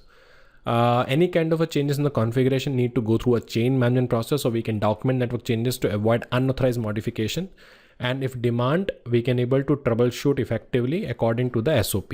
So what is the role of an auditor? Verify the access privilege for network admin is there, and once it is done, his access should be revoked. Second is check the compliance for the security policy, and also validate the logs and alerting to ensure the prompt detections and everything. That something is a part of a requirement. Now the question is, what is the thing we check in network throughput? Network throughput means amount of data passing through a network segment. So we have agreed, is it delivered or not? Second is we need to verify the latency. Latency means delay in the data transmission. Okay, error rate is basically mean how much packet loss we have. And last is called quality of a services to ensure critical traffic has been priority. Let me explain you quality of a services in a very simple layman term. Suppose this is the one road. We have a road, and one car can come on a one time. Okay, so here we have an ambulance. Okay, we have a jeep, and we have one car. So you tell me which vehicle will you allow first? Definitely ambulance. Based on the alarm, based on the requirement, we prioritize this traffic first compared to other. So same like in the IT, we sending the data traffic, we sending a voice traffic, we sending a video traffic. So quality of a services, by using a label, we prioritize what traffic we need to send first. So quality service ensure the critical traffic has been prioritized. And to monitor this, I repeat, in order to monitor this, we use some tool like SNMP is used for the device status. Like it is a it is a tool, it is a utility enabled with SNMP manager to monitor any device remotely, check the health status, check how many services are running on the traffic. So with the help of SNMP, we can do that. SIM we are using for event correlation. So let me explain you SIM. So let's take an example. We have a firewall here. Okay, let's take an example. And it is basically connect with the switch. So we have a system A, we have a system B, and we have a system C. And here we have a tool called SIM. Okay, so what happened? Any traffic is coming via firewall like 1.1.1.1. It went to system A, it went to system B, it went to system C. So what I need, I want on a one particular server, I want all this information. So firewall traffic go to SIM, system A traffic go to SIM, system B traffic go to SIM, system C traffic go to SIM. So we have one utility, one window where we can collect the data, we can correlate the data, and we can able to take a decision. So one point in time we have where we collect the information from all the source, because see, system A is running Windows, system B running Linux, system C running Windows. So each and every system running with the different configuration. Understood? So what I need, the logs also generate in a different format. So when we pull the data to SIM, the first step of SIM is to collect the logs. The collected logs, whatever we have, we will normalize. Normalize means convert into common format. Then we aggregate. What is happened? Okay, 1.1 IP able to attack, bypass the firewall at this time, then it went to this. So we aggregate and then we try to correlate. So this is entire activity happen automatically. It saves time of the, administrator and all that. Initially, it was not like that. Initially, we just used to have a log management software, which collect the logs, we manually convert into the common format to understand. But now with the help of SIM, we convert and automate automatically. That is the advantage we get. Along with that, we are using network performance monitoring like SolarWinds or Nagios for the monitoring function. But the question is what to monitor. So we create a baseline. Like this is something is a general traffic. If anything go beyond that, it need to be tracked. So we assess the baseline performance in metrics and threshold. We verify the alerts and escalation process for performance issues, and we ensure the proper logging of the performance and data for forensic and compliance needs. So that something is part of a requirement. As an auditor, you need to be focused on. That's why we say the network security best practice is what we have. So according to network security, the goal is to protect the network confidentiality, integrity, availability. That is something is there. And the first thing what we introduce is ACL, access control list, by which we can limit the traffic flow. We can decide what kind of a track to be allowed in the network. And the best way we can enforce the ACL with the help of firewall. So if you see, this is the firewall we have. This is the firewall. And here we have a system A, we have a system B, we have a system C, and we have a system D. So system A IP is 1.1.1.1, B is 1.1.2, 1.1.3 and 1.1.4. I can decide what kind of a traffic from the internet. Okay, anything coming from the internet, what kind of a traffic I want to block. I can do that. Like I can able to say that, okay, only traffic should go to 1.1. It should not go on 2. It should not go on 3. It should not go on 4. We can do that. So ACL we apply on the firewall, by which we ensure what kind of a traffic is allowed. Even you allowing that, we can do with the help of SSL, TLS and IPsec. These are solutions by which you secure the data in a transit. Okay, so there's a dedicated coffee shop made on IPsec. Do check that. Then third, for redundancy, we need to have a backup link. If one link is down, we have another link. We're using a load balancers. Now, what is load balancer? Load balancer used to distribute the load. So we have a server 1, we have a server 2, and we have a server 3. So these two are the redundant server for one. Redundant. Okay. So traffic is coming to 1, it is coming to 2, it is coming to 3. If the 2 is down, I can switch to 3. If 3 is down, I can switch to 1. But question is how we can control that. Here we introduce one solution which is called as a fault tolerance. So traffic coming to fault tolerance can decide to whom we need to pass the traffic. Okay. And through which we can able to achieve an outcome which is called as a resilience outcome. Resilience means continue in the case of downtime. So backup link, load balancers and failover routers are offer redundancy. And then finally we have incident response, where we have a policy to handle attacks like DOS, DDoS, malwares and everything. So the ultimate goal is to protect the confidentiality, integrity and availability. Understand CI in a more layman term is when we encrypting data to make sure it should be protected from unauthorized disclosure, we apply encryptions and all that, by which we are achieving a confidentiality. We're using hashings and all that to achieve the integrity. And it must be available when it required, that's called availability. So these things are there that we can look for. So what is the role of so as a network availability, uptime percentage should be 99.9%. Uptime deal with the hardware. Okay, it must be available. For incident reporting, we had to document the root cause why this happened. So we need to check the resolution time, how much time you took to respond to the things, how many time we had a root cause.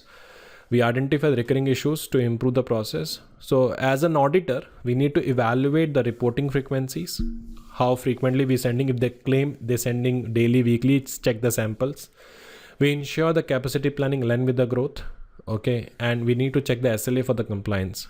It means what they've documented, do they deliver or not. So key takeaway, network administration involve monitoring, configuring and securing. Performance management use metrics like throughput, delay, latency and QoS to ensure the reliability. Security resilience required access control, encryption, redundancy for risk mitigation. And reporting and metrics help you to do the better capacity and continuous improvement, because by that you can able to improve your capacity. Okay, I want to increase the capacity. So as an auditor role, we need to validate the network governance, compliance, and more important, incident response to protect the organization assets. So that something is part of the function. Okay, so next topic is called as a SNMP. SNMP is an IP-based protocol which is used to monitor, you can say it is used to monitor, manage network devices like router, switches and server. So what it does is, actually, let's say example, we have a switch here. Here we have a server. We call them as a SNMP manager.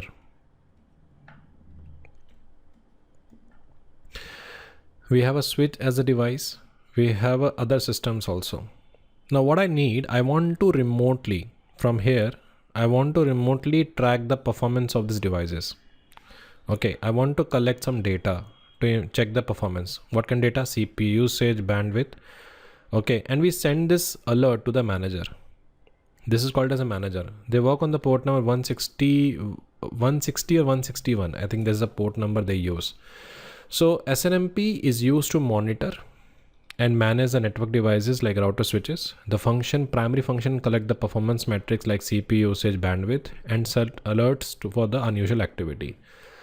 Advantage is centralized monitoring, real-time alerts. We can able to track remotely what is happening in these devices. Okay, but cons is sometimes security concern if not configured, because if anyone enable the SNMP, then there is a possibility anyone can become a manager, anyone can install also the SNMP service, and remotely he can manage all these devices. If they find the 160 or 161, 162, whatever the port is open, he can connect on the systems and remotely can fetch all the data. That is why we have to enable the SNMP version 3.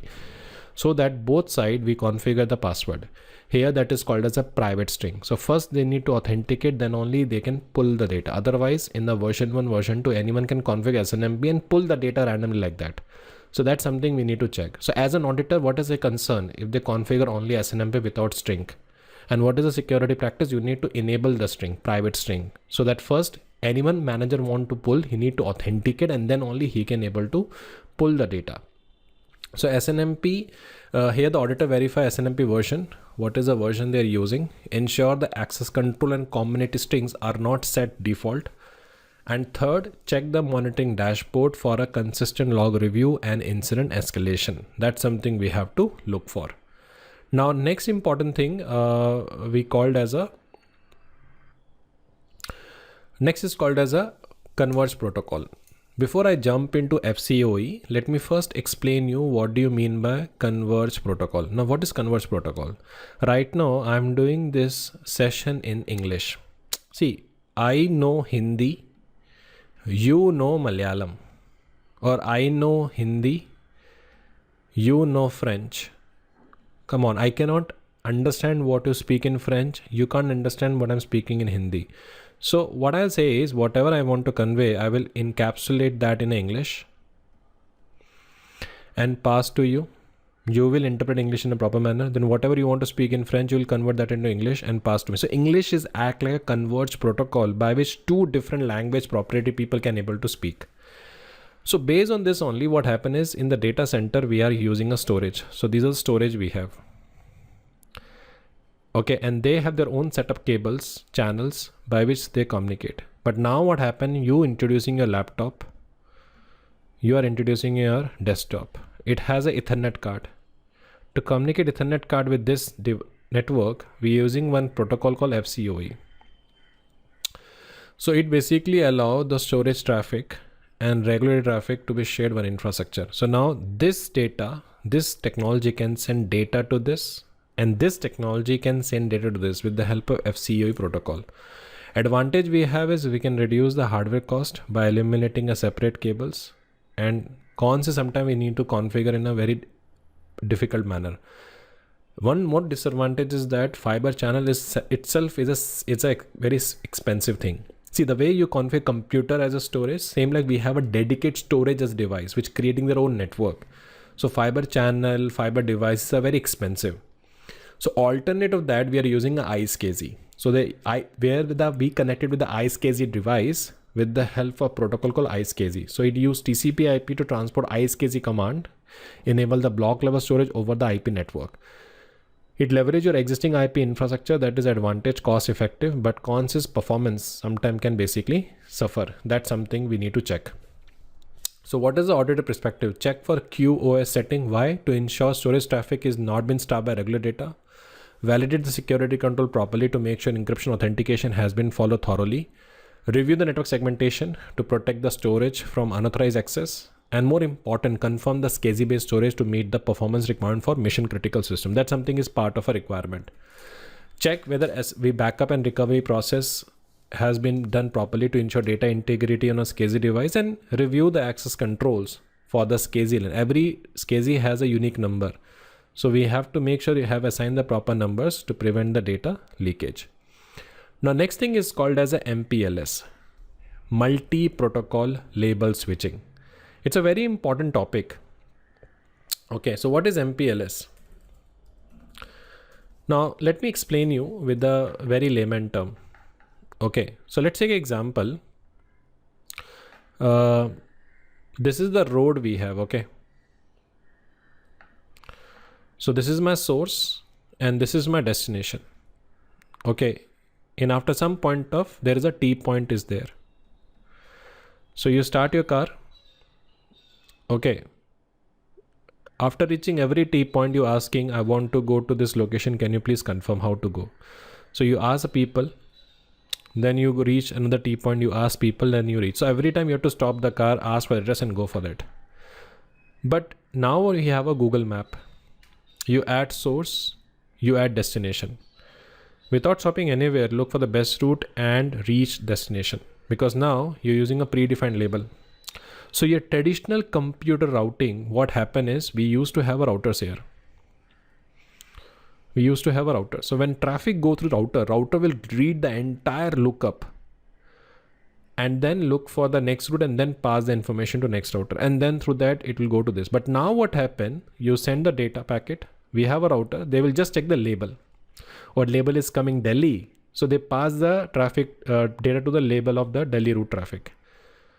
If it's basically coming as a Uttar Pradesh, if it's coming as a Los Angeles, they only check the label on the data.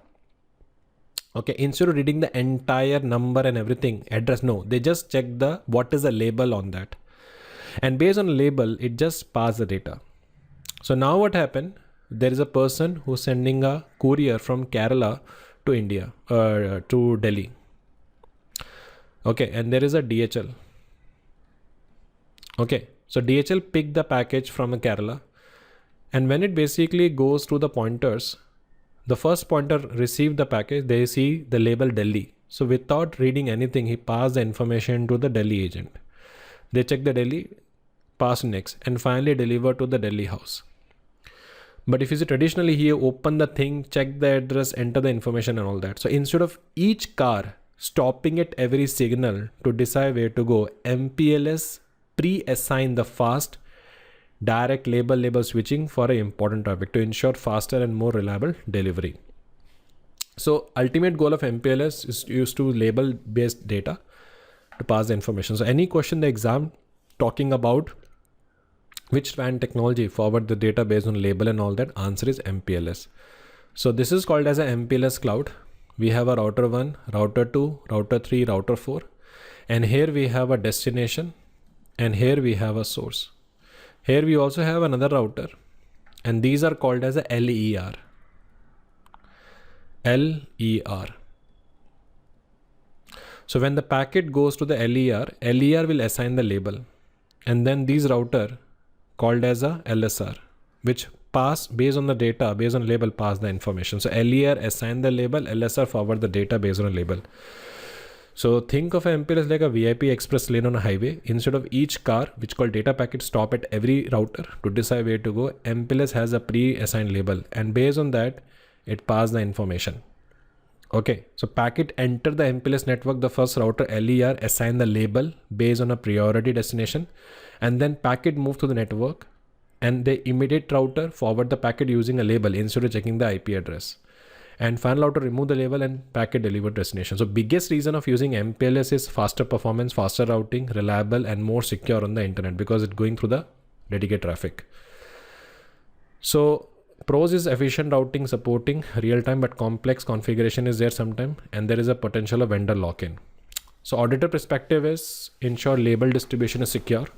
Check the SLA compliance for MPLS based services, like look for the availability latency and we validate the traffic separations is enforced among the different customer. So SNMP is crucial for network monitoring but must be secure. Converged Protocol simply infrastructure but required robust network performance and security. MPLS enhance routing efficiency and QoS was used in an enterprise. SCSI provide block level storage for a critical data. Now next is called as a IP version 4. See, IP is a logical address assigned to the systems by which they communicate. So IP version 4 is a 32-bit address and represent dotted decimal like 10.01 and all that. And we have a two type of IP, public IP and private IP. And we have a classes A, B, C, D. On the other side, we have a IPv6. IPv6 is 128-bit address, alphanumeric, and built the security feature include the IPsec and simplify the header format for efficient routing. So that something is there. So auditor focus is to check the IP address scheme for consistency documentation, ensure the IPv4 or v6 whatever we have do not create any security gaps, and we validate the routing and firewall rules for both IPv4 and IPv6. Now next is called as a NAT. Okay, so now we're going to discuss about NAT. NAT is a service which translates public IP to private IP. See, we actually pay money for public IP. Okay, based on a public IP, you can able to access the internet. We have a system A, and based on a public IP, you can able to access the internet. But we also have another IP, which is called as a private IP. The private IP is something which is used within a LAN. It is same like, you go to the hotel. Okay. Within a hotel, you're calling from one room to another room. You have an extension that is called private, but you're calling some family member who's not in a hotel outside. So that is basically use a number. It will charge for that. So NAT is a service which convert your private IP into public and it allow the multiple devices to share the single public IP depending upon the requirement. So here we have a different type of NAT. The first is called static NAT. Now static NAT is do the particular public IP translated to the particular private IP. Let me give an example. We have a system A, we have a system B, and we have a system C. A IP is 1.1.1.1, B is 1.1.1.2, C is 1.1.1.3. Okay, they all are basically connect with the internet. Okay, but problem is that the actual IP of A, B and C are 10.0.0.1, 10.0.0.2 and 10.0.0.3. Now, if any user who are basically on the internet and want to access this server from the internet, we cannot able to access this private IP. That is not possible. So on the router here, we create a NAT, static NAT. Any request coming on 1.1.1, it should be mapped to 10.0.0.1. Anything is happening on 1.1.2, it should be mapped to 10.0.0.2. Anything is happening on 1.1.3, it should be mapped to 10.0. So this is called as a static NAT. Okay. So static NAT was introduced if we have an internal web servers or internal servers configured with a private IP, and if they want to access from outside, we can use this. So user A will type source is basically 1.1.1.1. Sorry, source is basically 9.1.1.1, which is the IP, and destination is 1.1.1.1. The request goes to the router. Router will check in table. Okay, 1.1 map to which? So they change the IP to 10.01 and pass the information to 10.01. Same with B, same with C. So that is called as a static NAT, where the particular private IP is mapped to the particular public IP. Second is called as a dynamic NAT. So this time it is not fixed. We have a pool of public IP and we have a pool of private IP. Anything which is available, they use and access the internet. That is called dynamic NAT. But the third is basically called as a PAT. PAT is basically one public IP is mapped to the multiple private IP is mapped to one public IP. The internet that we use at home, that is the best example of PAT we have, where the multiple private IP mapped to one public IP, and that is with the help of port number. So the biggest reason of using NAT is to hide your internal network from external. So the cost reduction is the first benefit. Few public IP needed. Improve privacy. You can hide IP. Flexibility is there. You can simplify the IP management, internal changes, and your traffic must be passed through the NAT devices, aiding inspections and everything. So auditor focus is you need to document NAT configuration and port mapping. That's something you have to look for. Ensure firewall rules with access rules align with the NAT usage. That's a very important part. Validate loggings of NAT translations. Are they doing the translations? Check the logs. And check if NAT is configured to prevent unauthorized inbound connections and all that. Prevent unauthorized inbound connections. So that's something we will look for. Now, what is the meaning of check if NAT is configured to prevent unauthorized? Because it means the traffic is not coming on the wrong IP and all that. We need to check that. So key takeaway is IPv4 IPv6 offer the extended address space. So if you get a question around IPv4 is full of use, how to extend, we use IPv6. NAT translate private IP to public, offer cost saving and enhance privacy. Auditing become a challenge. And when you talk about NAT and IP, I also to verify the address management, configuration security, and policy compliance for both IPv4 and IPv6 environment. That's something we have to look for. That something is a part of a requirement we have. Okay. Now, next important thing, we talk about the enterprise backend devices. So if you see the hierarchy, this is your server.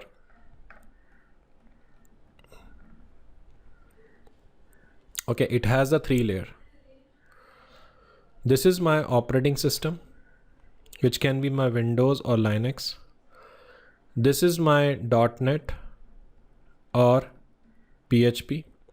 And this is my IIS or Apache. So normally a user, when he connect with the website, the request goes to IIS and he provide the page. In the page, I can see the username. I can see the password option. So you enter username and password. That information goes to the application server. From there, it go to the .NET PHP, which convert into the language which database can understand. Database verify and credential, authenticate to .NET PHP, and then .NET PHP provide to IIS and provide the content back. So ultimately, it is very important to protect this layer. If this layer is compromised, everything is compromised. Okay. So from an auditor point of view, when you're looking for the logs, these logs are very important. Okay. Next is database servers are there. It store, retrieve structured data for application. Okay. Next is basically reverse proxy, very important. So when you're talking about reverse proxy, sit between the client and server, provide load balancing, caching, and security filtering. That's something is part of a reverse proxy. So let me explain you how to reverse proxy works. So let's say example, we have a server 1, we have a server 2, and we have a server 3. Okay, so this is called as a reverse proxy. Okay, so user requests reverse proxy. So Netflix use reverse proxy. They check the content distribution and according to distribute the content depending upon the load, and according to that it provide the content to the user. Okay, see, forward proxy protect user and control access to the internet. Reverse proxy protect the server and optimize the incoming you can say traffic and all that. How it works in the case of reverse proxy, internet we have, then proxy we have, then server. So it hide the IP. So we request the proxy on behalf of this contact the content, provide the content back to reverse proxy, and reverse proxy provide the content to user. Okay, just like a bank hide its web server behind the reverse proxy to prevent the DDoS attacks and all that. So that something is a basic example we have. Okay, so it sit between the client and server, providing load balancing. We are using load balancing here to distribute the traffic across a multiple server to improve the performance and reliability. We also have now IoT devices. We are using smart camera, smart light, which collect the data, and with the help of single app, you can able to manage your IoT devices. Example, like remotely you're managing a camera, remotely you're managing a light. That is basically part of IoT. So biggest concern with IoT is the availability. If someone hack your app, they can access the camera, or they control over your app, they can control all these devices, internet connected cars. So these are the example of IoT. So when you're dealing with IoT, availability and privacy is the biggest concern. That's something you have to look for. We are also using some other solution for enterprise backend security, DLP. See, firewall was introduced to monitor what kind of a traffic is allowed inside. But what about the traffic which is going outside? So DLP is a solution which ensure data should not leave in an unauthorized manner. So that's why we are using DLP. We need to have a server hardening. It means enable only necessary services that we are using. But one thing you need to understand, the scope of DLP is to protect the sensitive data. Data should not leave. It doesn't work on the IP and all that. It only check what kind of a data is going outside. And when it comes to server hardening, we are applying the necessary services. We disable the ports. We are applying the patch to make sure we should have a effective security. Access control, ensure least privilege has been given so the necessary task can be performed, not more, not less. Monitoring and logging should be there so we can able to track the system events to detect the intrusion and anomalies. So we evaluate the server configurations, patch management encryption for sensitive data. We check reverse proxy load balancer has properly routing and firewall integration is there. We also assess the ID devices security firmware to prevent the unauthorized access, and we also verify DLP solutions are having a proper data classification leakage control. That's something we will look for. Hi team, so the next topic we have is USB mass storage. One thing always remember, when you keep data in the pen drive or any USB device, and if any question talking about the most effective data security, so remember the answer is encryption only. Because if you take an example of USB device, so USB device is very small in nature. If you keep any data in the USB device, if tomorrow device is lost, your data is lost. And if it's not encrypted, anyone can able to use the USB device, connect to the system, and he can copy the data. So always remember the effective data security in the USB is encryption. No matter whatever the question, the most effective security is encryption.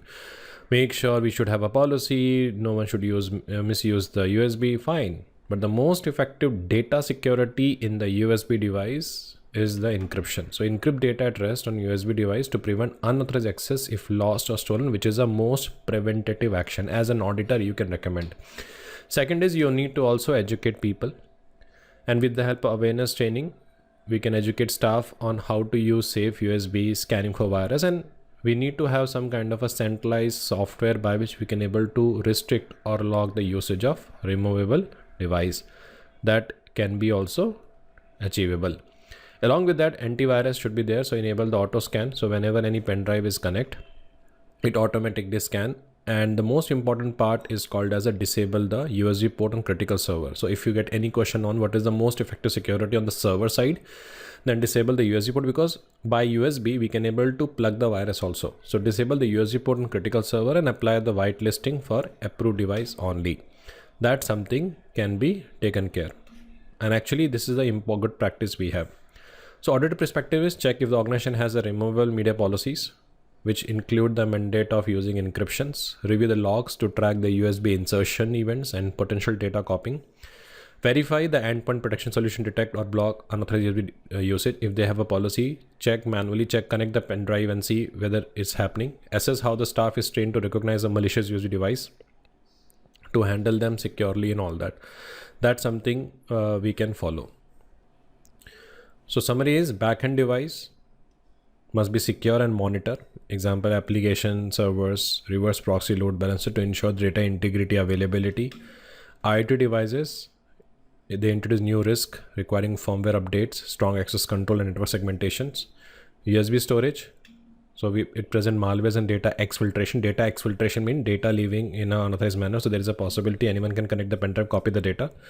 So we have to make sure we need to have a strong policy, and if you're keeping data in the pen drive, it must be encrypted.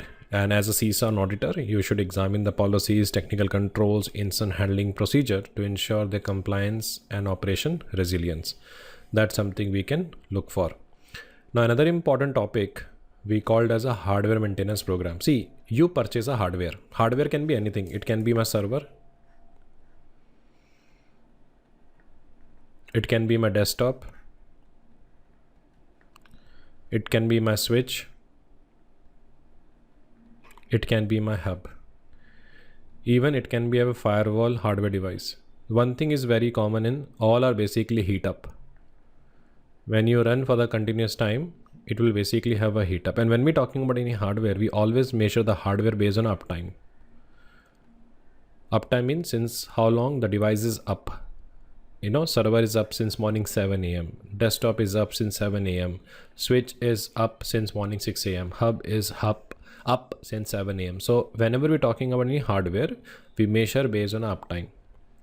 The difference in uptime and availability is uptime deal with hardware, availability deal with the services. So when you procuring these hardwares, it need to go through some schedules. Okay, so always we need to follow the vendor supplied maintenance schedule. If through the SLAs and all that they have communicated in every 6 months, it need to go review, you have to follow that, because according to that they have a timeline, they have a guarantee and warranty. So need to have a routine check for the firmware updates, hardware replacement and cleaning. That's a very important part. These hardwares are running in a particular temperature. If there is no proper cooling and all that, it lead to the excessive hot and all that, and it generate unnecessary heat, and that heat creating unnecessary impact on performance. So make sure we should have a proper temperature, proper humidity, because more humidity on the hardware create a corrosion, and that corrosion damage the equipment. And make sure we should have a redundant power requirement. It means if we have a critical server, it should get a 2 power supply. If one power is done through UPS, we can continue. And we have to make sure we prevent the overhyping and electrical surges.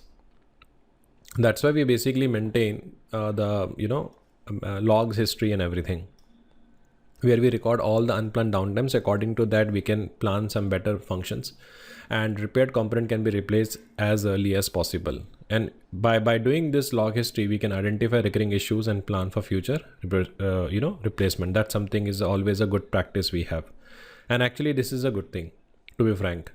So check the maintenance documentation to ensure it aligns with the business requirement. Identify the cost overrun deviations.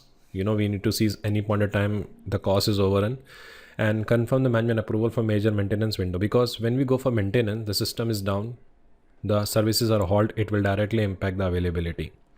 Now when we're talking about a hardware maintenance, one of the most important part of the hardware maintenance is hardware monitoring report. It is very important to monitor the hardware report. So we look for the utilization report, like we look for the CPU utilizations, memory utilizations, disk usage. We look for the performance metrics like indicate about throughput, response time, and channel capacity. We look for the availability downtime, like log for system uptime and unplanned outage. So these things we have to look for. Along with that, we have other factors like we should have a procedures, like we can have a threshold settings. We define the threshold. If CPU usage go above the 80, we can distribute the load. We can have a trigger proactive measure before critical limit. We need to have a capacity planning because that is something part of our availability. Like I know in the month of December, the demand will be increased as the traffic will be increased on a website. So according to that, I need to upgrade my hardware. So that is called as a capacity planning. So we forecast the future resource based on a usage need. We avoid performance bottleneck, 100% utilization. So that's something we have to look for. And if any point in time any issue can happen, so we have an incident response process where we escalate the process for hardware failure and we document the issues and resolutions. So that's something we can validate. So for that we have a detailed reports. I will show you an example which I created here. Like we verify the reports regularly. If they claim that, okay, they're doing a monitoring, so we verify the reports, because in CISA, the most important part is writing. It doesn't mean happen. Go look and verify. So we verify the reports are regular review and actions. If they're doing a reports, are they reviewing effectively? We can ask for the sign off approvals and all that. We check the capacity planning. Is it aligned with the growth projections? Okay, this year, 10,000 traffic we are expecting. So according to that, they documented the procedures. We ensure the incident handling is documented because hardware issues also lead to the incident. We need to check, do they have a proper hardware maintenance program to ensure preventative checks, vendor compliance and environment controls are there. And we also monitor reporting to identify the early signing of performance issues. We look for the logs. We look for the email trails by which we can able to track their performance issues, and we'll check whether they have timely remedied the issues and everything. That's something we have to look for. So as an auditor, okay, it's very important. You need to audit the maintenance logs, cost and approvals. Do we have an approval for that? Assess the monitoring thresholds, incident response procedures, and all those things we have to do because we need to check whether these activities align with the business objectives. Definitely there is a commitment from the management regarding this is the amount of availability, reliability and cost effectiveness is required. So are we following that effectively? So that's something we have to look for. That something is part of a requirement. Next topic is called as a asset management. Before I move to the asset in detail, let me first explain you what is. So when we're talking about asset is actually two types. One is called as a tangible asset.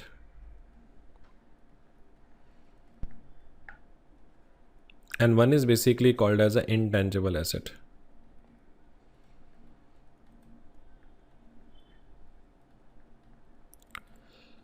We have a two type of asset. Tangible asset is basically the asset which is physically touched. And intangible assets are the logical. So if you take an example, we have a server here. Server is called as a tangible asset. Okay. But the data in this server is logical nature is called as an intangible. One of the most effective way to protect the asset is based on the value only. Based on the value of asset, we can able to protect the assets. So if the value say $20,000, according to that, we protect the asset for $20,000. So valuation determine the level of protection of the asset. So if you want to give attention, so I will ask you in this way, we have a asset 1, we have a asset 2, we have a asset 3, and we have a asset 4. So we have 4 assets. So if I ask you which asset you will protect first, we don't know. So first we need to know the value. And based on a value, we identify the criticality and all that. And then according to that, we'll classify and we categorize. Okay, same like now when you're reading a CRM manual, your first time when you're reading, you identify what is the pointer. And then you categorize into important, non-important. So same like in asset identification, the first step is create the inventory. Record each asset owner, location, value. Value determine the level of control and the associate risk. Then assign the custodian. So we have two things here. One is called owner and one is called custodian. And I will give one best example of that. So if you go to the airport, okay, this is you. Okay, and this is basically called as a baggage. So you own this baggage. So you are the data owner. You inform the airline team there's a fragile item on that, and an entire airline team will take care of the bag, okay, like his own bag. So they are basically like a custodian. They are the one who manage the assets.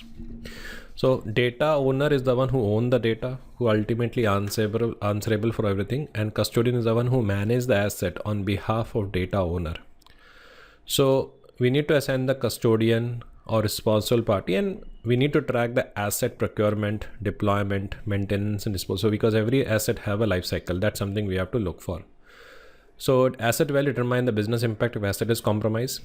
On that, we do risk assessment where we identify threats, vulnerability, likelihood of the incident on the assets. And based on that, we label the assets. Label mean you label it like public, confidential, restrict to ensure the appropriate handling.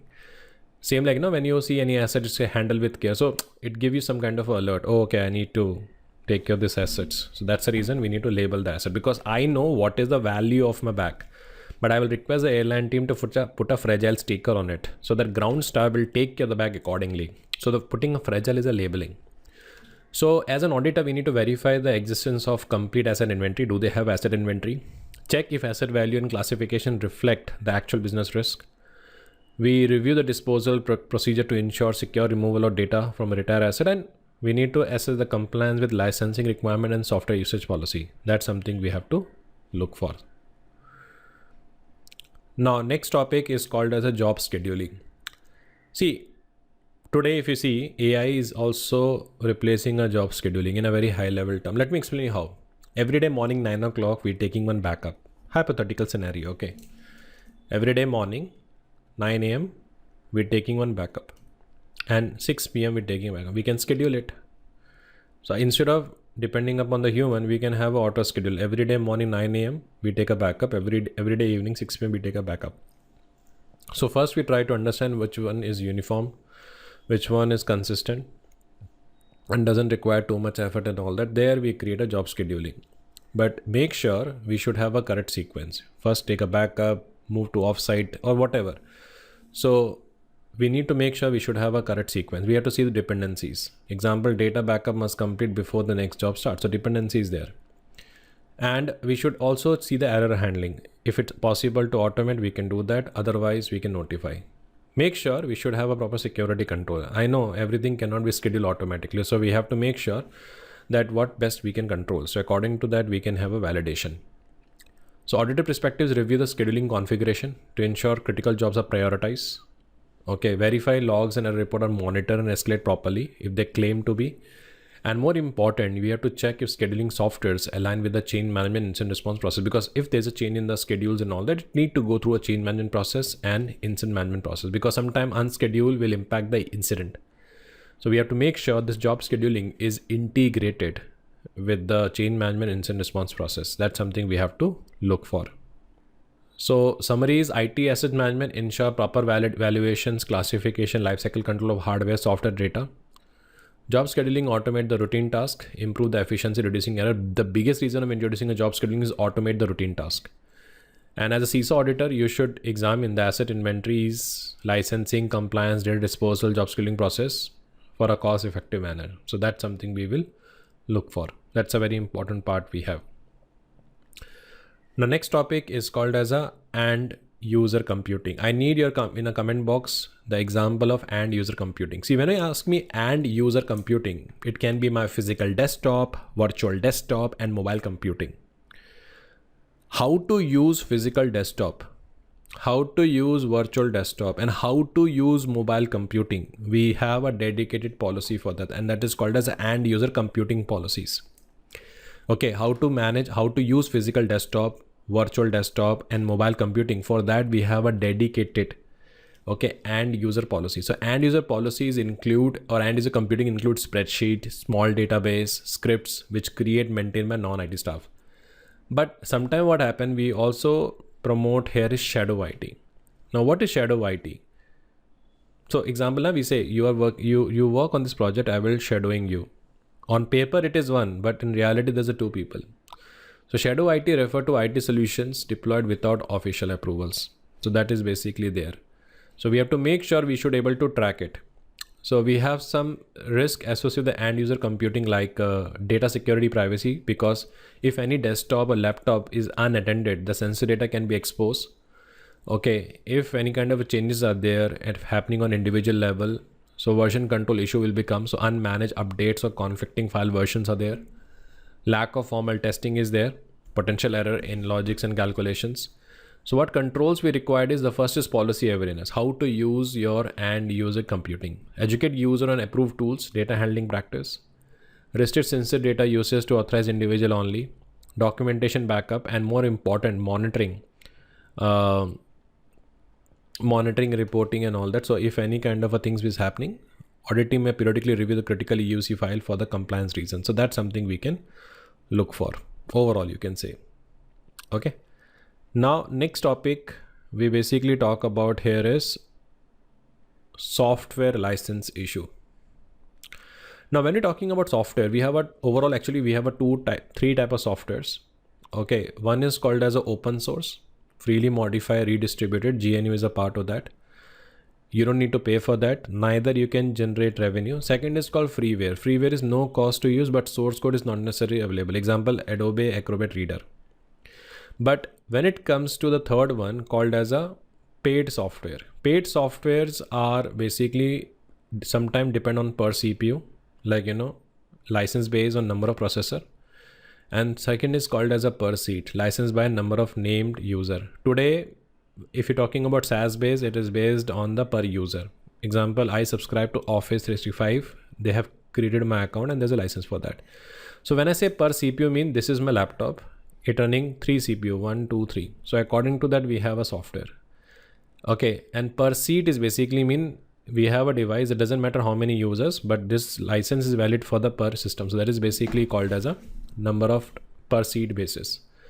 So software license is as a concept where, I'm using someone else's intellectual property. I build the property, but now you want to use it on a temporary basis. So with the help of license, we can do that. So let me repeat again, open source, freely modify, redistributed. Freeware mean available, but not for the commercial. Paid software licenses per CPU, it mean how many CPUs are there. So example, 4 CPUs and software is going to use 4 CPUs. So 4 license we have to buy. Per seat, basically no matter how many CPUs, how many users, the license is based on a device base. So you can run many users. So Windows used to have initially per seat. They also have option. Now question is, what is software licensing issues? The first important issue here we have is inventory. So we have to review the software inventory. So whenever any auditor want to audit the software license, first obtain the inventory approved one and then compare with the current one. So review the software inventory versus purchase license and ensure retired workstations or logged on device do not host unlicensed software. That's something we have to look for. Second is compliance check. We verify the license agreement, actual usage. We check user provisioning for reassign and deprovision license. We confirm the document policy around software acquisition, installation, periodic review. Check if the license usage is regularly monitored. And the last is not the least is evaluate the financial exposure. If organization exceed the license limit, recommend the mitigation check. Along with that, we do some other activities like check for unauthorized software installations, like any unlicensed copies we have. Ensure compliance with the vendor license terms, number of users, usage, and verify the software inventory matches the purchase license, and assess renewal process licensing tracking method.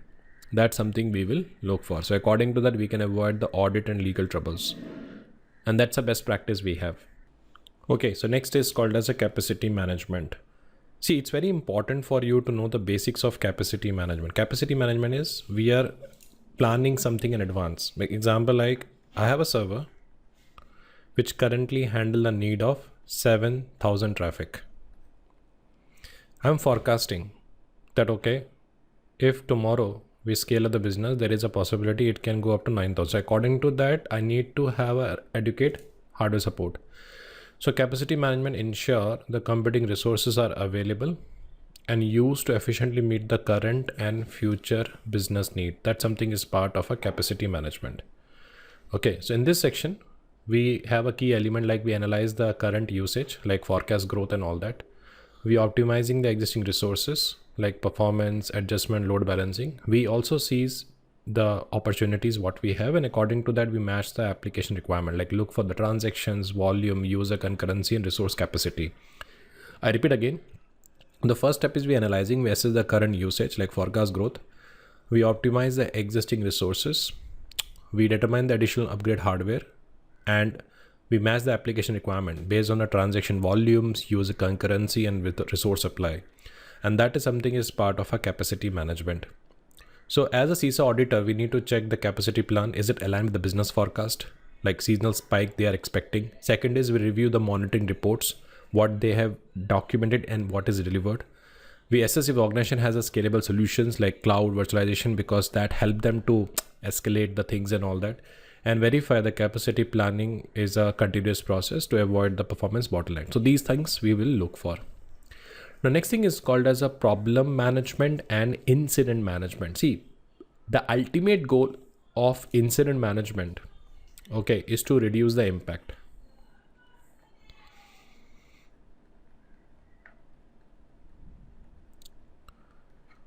An ultimate goal of problem management is to track the root cause. Let me explain you. See, we have an event and then we have an incident. Then we have a disaster and then we have a crisis. So event is a series of activity which is used to meet the business objective. What is the meaning? Okay, this activity is basically happening. So 9 o'clock we have to start a session and 9 a.m. sharply I start a session. That is called event. But if it get delayed by 10 minutes, it's an incident. And if it's happening multiple times, it is a disaster. If you unable to handle one point of time, it lead to the crisis. So ultimate goal of incident management to reduce the impact. If it occur, we need to reduce the impact. But why this happened, how this happened, that is part of a problem management. You can see like that problem management is a part of a incident management. If I say system is infected with the virus, we isolate a system. That is my first priority. That's a incident management. But how this happened, why this happened, who did this, that is part of a problem management. So structure approach to identifying, logging and categorizing, resolving issues that disrupt the normal operations. That is part of a problem incident management. But problem management focus on root cause analysis, why this happened, how this happened. And we have a permanent fixes to prevent the recurring incident, where the incident management restore the normal service as quickly as possible based on a temporary turnaround time. That's something we have to look for. See, as a CISA auditor, the first thing we need to understand, we need to have a dedicated policy and procedure to ensure documented process exists for reporting, tracking, and resolving the incident, which is part of a service management. We need to have a classification prioritization. We have to check if critical incident receive the immediate attentions versus minor issue. We also look for the root cause analysis. We confirm the problem management, identify underlying root cause. And more important, we have a monitoring and reporting where we verify the incident logs, resolution time, and escalation path. That is actually part of a requirement. Exactly. So before I jump into the detail, I will first discuss about the incident management process, because that give you a better clarity. So before I jump into the incident management step, let me first explain about the incident classification. So first is called as event, a series of activity which is used to meet the business objective. Then we have a negligible incident, minimal impact on the operation, like brief OS crash on a single server, typically resolved with a minor effort, no major disruption. Then we have a minor incident, which could cause us some harm to hardware, software, and user productivity. Example like localized network outage, small scale virus infections, and it may escalate if not addressed promptly. Now, another important element we have called major incident, substantial disruptions affecting multiple system data or user. We have widespread ransomware, data center power failures, like high potential financial losses, reputational damage. And finally, we have a crisis incident, like we have a severe or catastrophic impact on our core operations, very high risk to revenue, public safety, or brand. So example like large scale cyber attack, natural disaster, wiping out main sites, and require urgent executive level response and potentially emergency measure. That is something is part of incident classification. Now let me explain you the step-by-step process of incident management process, because it is very important in the exam. Let's take an example. We have a system A and we have a system B. We have a system A and we have a system B. Okay. So now what happened is there is a user who currently working on the system. Okay, he discovered some suspicious activity and he notified this information to the IT team. Okay, because in the awareness training, he learned that, okay, if any find of suspicious activity, he should report. So that is the first step called detection.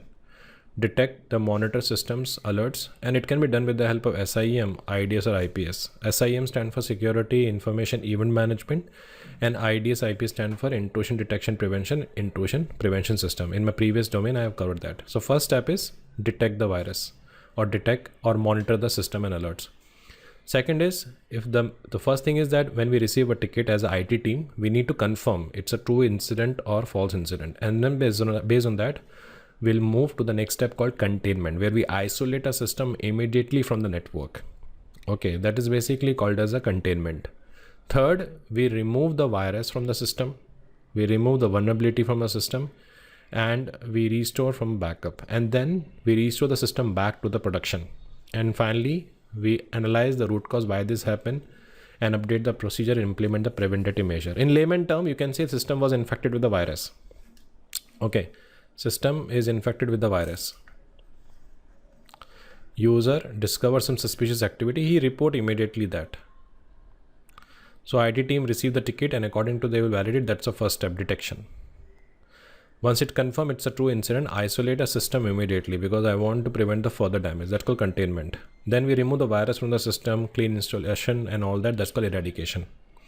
Restore system back to the production as per the SLA. And then identify why this happened, how this happened. We cannot do this during a time the system is infected. Here my first priority is I have to resume. Same like, patient got impacted with something. There's no point of investigation why, how this happened. Right now, my goal is to make the patient back to his real life, right? So during a post-incident review, we analyze the root cause, we update the procedures, and we try to implement the preventative measures. So as an auditor, we have to review all the incident handling procedures like detect, contain, eradicate, recover. We check the documentations of the post-incident lessons that we have learned, and we assess if incident classification trigger the appropriate response and escalation real time. So as I said, problem management, identify root cause of one and multiple incident to prevent the recurrence. It involves analysis of pattern, cause and effect. Example like if we receive first mail regarding the phishing email, but if we receiving continuously from same domain, then it's a problem. We have to identify why this is happening. So that's why we say incident management, restore service quickly, whereas the problem management focus on long-term resolution. So in the problem management, we follow root cause analysis. Example like why this happened, how this happened, where this happened, what has happened. So once the root cause is determined, it becomes a known error and enabling the permanent fix. That's something we have to look for. So as an auditor, we have to check if the formal problem management process is documented. We verify the root cause analysis thoroughly and lesson learned are captured because that help you to improve the overall incident response process. We review how the problems are escalated, and we assess if the permanent fix is tested, approved, and effectively prevent the repeated incident. That's something we will look for. Now, next part is called as a change control and configuration management. Let me first explain you what is configuration management. Configuration management is basically mean a consistent system setting, documentation or baseline configuration. What is the meaning? If I don't have a configuration management process in the organization, then what happened? We have a system A, we have a system B, we have a system C, and we have a system D. Imagine, okay, so we have 4 systems. Now these 4 systems running with a different configuration. Just imagine, or similar, we have 400 systems. With the 400 systems with running with the different configuration. Just imagine there is a challenge. Okay, there is a challenge. So now what happened is system A running with the particular configuration 3 GB, system B running with the 5 GB, system C running with the 7 GB, system D is running with the 8 GB. So each and every system running with the different configuration. So tomorrow if I want to track something, it's difficult to manage. So now what happened, if I'm running a same state of configuration, 10 GB, 10 GB, 10 GB, 10 GB. So it is easy for me to patch. So tomorrow if any release need to be introduced, I know because of this configuration management, uniformity is there, it is easy to patch. So change configuration management is a backbone of any organization. Okay, just imagine about the CrowdStrike issue. When they release the manual update, manual solutions, do this and all that. So just imagine. So configuration management providing me that uniformity of the consistent system setting. I know, okay, these are the 100 systems running with the same configuration. So I want to patch immediately with this patch. So if you have a configuration state, a consistent state, it is easy to track. Now, any kind of a changes we are introducing in that, it need to go through a change control process, a formal process to initiate, approve, test, and deploy changes to IT system. That is basically called as a change control process. So change management is closely work with configuration management. Ultimate goal of change management is to track the accountability, who introduced the change, so that we can able to track the change. So we have a steps here. The first step is request. Now let's take a hypothetical scenario. I'm doing a session from my home, and this is basically my enterprise. This is my enterprise. Okay. So we have around some folks who joining from enterprise, and there are some folks who join from home. So we're doing this session. They're unable to join the session, they're unable to click on the Zoom. So I raise this request to LND, Learning and Development. Your participant unable to join the session. LND raises concern to IT team. IT team raises the concern to security team because they got to know some ports are blocked on the firewall. Now they want to modify these ports. They want to enable the port. For that, they raise the change request. So first step is change request is raised by the justification. Then then they do the impact analysis. What is the risk if you introduce this change? What is the cost? What is the benefit? Then they approve. So CAB will be the one who approve that. Then we implement these changes. If it's a complex environment, we introduce changes in a sequence, in a test environment. And once it is done, we verify whether it met the objective, and then we document, and then we release the change. So we have a two type of change: emergency change and normal change. Emergency change doesn't require any approval. We introduce and later we notify. But regular change, we document, we validate, and then take a final call. So change management and configuration management are the one which is closely work together. That's something part of a requirement. So auditor will be review the change logs, approve a test results, so that he can able to validate is the change management process has been followed properly. We check for the unauthorized changes or bypass procedures. That's something need to be validated. And make sure the change request plan should have a rollback plan. So if change got failed, we can revert back. And version control need to be there. Now next thing is called as a patch management. Now what is patch management? Patch is basically introduced to address the error.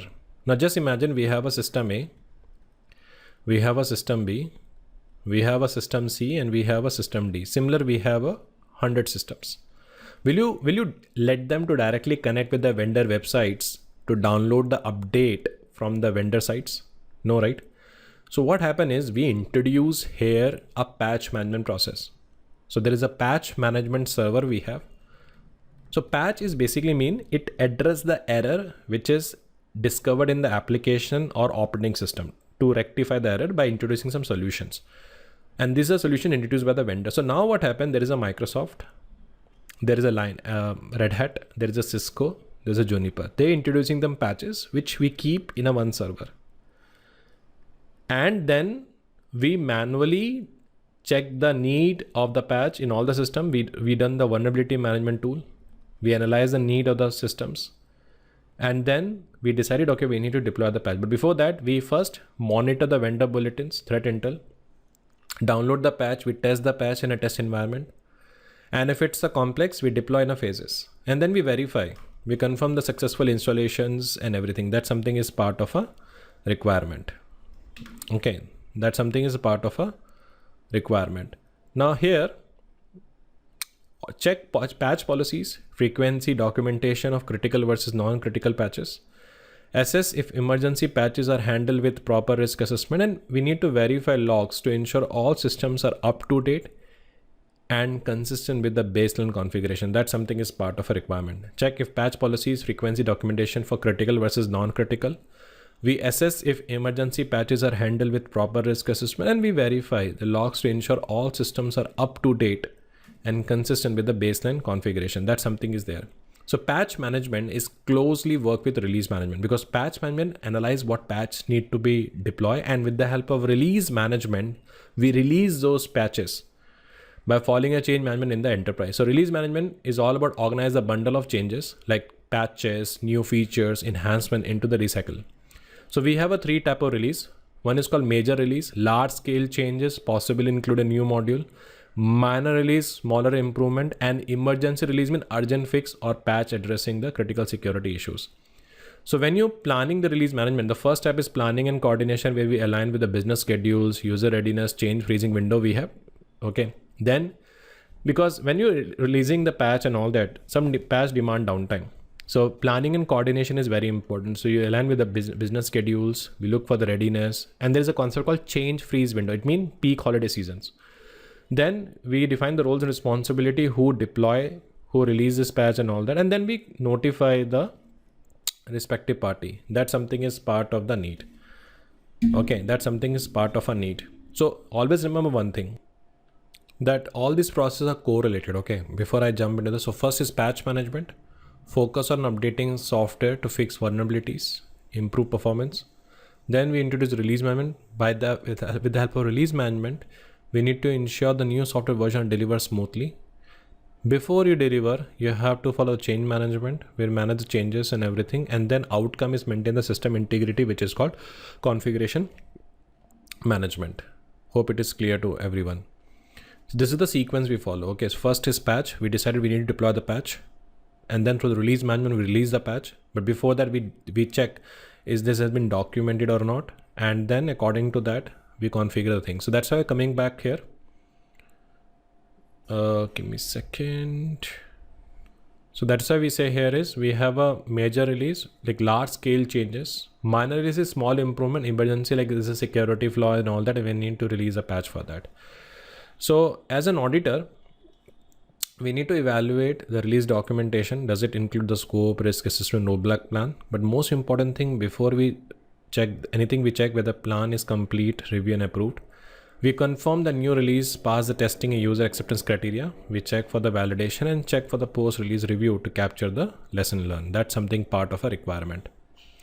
So key pointers is change control configuration management, ensure that authorize well-documented changes and consistent settings. Patch management address security vulnerabilities and system stability, like timely deployment is crucial. Release management coordinate the bundle of changes to minimize the disruptions and everything to ensure quality deployment. As a CISA auditor, we said we need to review the process. We need to verify the approvals. We have to check the test results and monitor for the unauthorized change. That's something we will look for, which is actually part of a requirement. Okay, so next topic is called IS operation, which is called as the information system operations. See, when we're talking about information system operations, it comprises the process and practice that support the ongoing IT services like job scheduling, which we discussed in the back slide, backups, user support, and capacity management. So here, what happened is it includes some key functions. The first function is called as a monitoring and alert. It means we track the system health performance. Okay, we notify the incidents, and we're using tool for that like SIM, SNMP to detect the anomalies. Then second is called as a backup and recovery, where we need to take a regular backups, okay, for critical data, and we test the restore procedures. We secure the offsite or cloud storage for disaster recovery.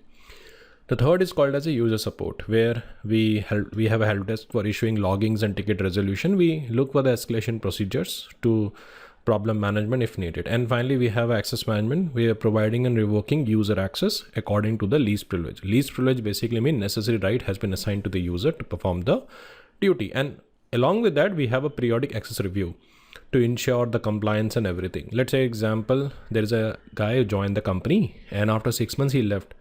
If you don't have a access management thoroughly process, his access is still there in the system, and that can trouble the organization more effectively. That's the reason access management is a very important part, and access review on regular basis is very important to prevent the scope creep.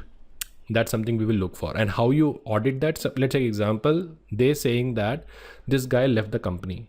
So we'll check his credentials active there on the database or not. If there, it means that access management has not been followed properly. That's something we will look for.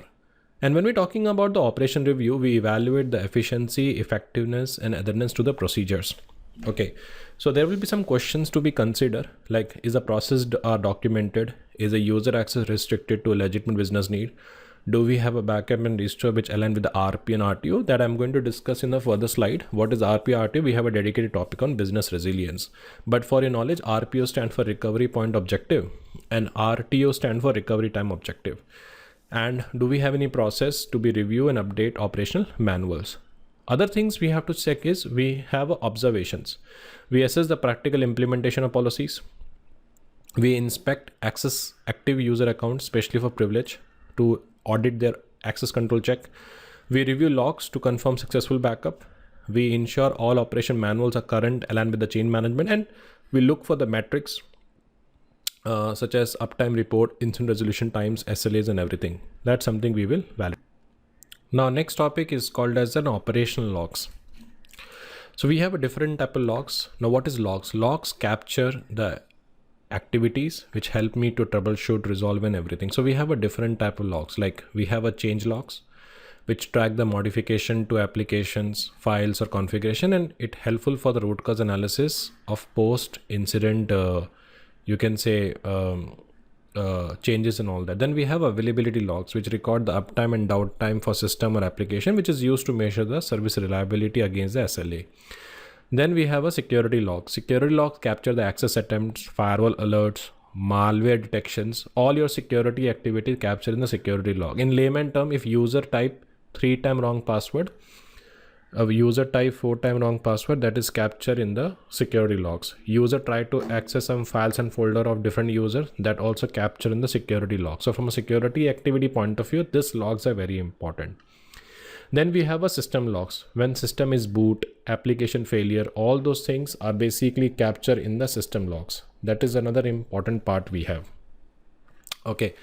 Then useful for troubleshooting and hardware, software errors. And then finally we have a network logs. Network log is basically all about traffic flow, session detail, firewall logs. It identifies the bandwidth issues or unauthorized connections. So all those things are there. But the question is for how long we need to retain these logs. Because more you retain the log, more accountable you are. So we need to follow some log retention policy, which is part of a data retention policy. One thing always remember, if you retain data for 7 days, you are accountable for 7 days. If you retain data for 17 days, you are accountable for 17 days. So we retain log for multiple reasons. One, because it is a legal and regulatory requirement, like RBI in India mandate a record to retain for 5 years. In some countries, it has a requirement, but sometimes we retain log for our operational reasons. One more important thing you need to understand is this is your production and this is your offsite. Offsite mean which is not connected with the network. When log is not in use in a production, we move to offsite. But the question is for how long we need to retain.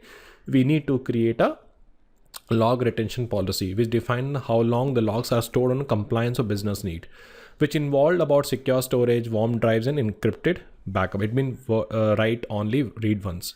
So that something is part of the function. Another important thing, we have a log analysis. We combine data from multiple log sources like system, security, network. We look for anomalies like abnormal patterns, security breach, and performance issues. That's something we have to look for. And actually that's a very good thing. Then we restrict the log modification to authorized personnel. We need to ensure logs maintain integrity for audit because it should not be altered. Otherwise you cannot able to track. And you need to use automate tool to trigger the real-time notification. That's why as an auditor, you need to first check the policy procedures are there. It means we need to confirm there should be a formal log management policies should be exist, which cover your retentions, rotation, and disposal. And another important thing in the policy procedure is verify the responsibilities. Are they clearly defined? Who review the logs, who escalate the incidents and everything. Second, we talk about the integrity security, where we need to ensure the logs are protected from tampering. That's why we use a concept called write once media. Write once media. Write once media. Okay. So we need to check if the encrypted logs are sent over the network to the offset storage. Then we also look for regular review reporting, where we assess if logs are periodically analyzed for anomalies.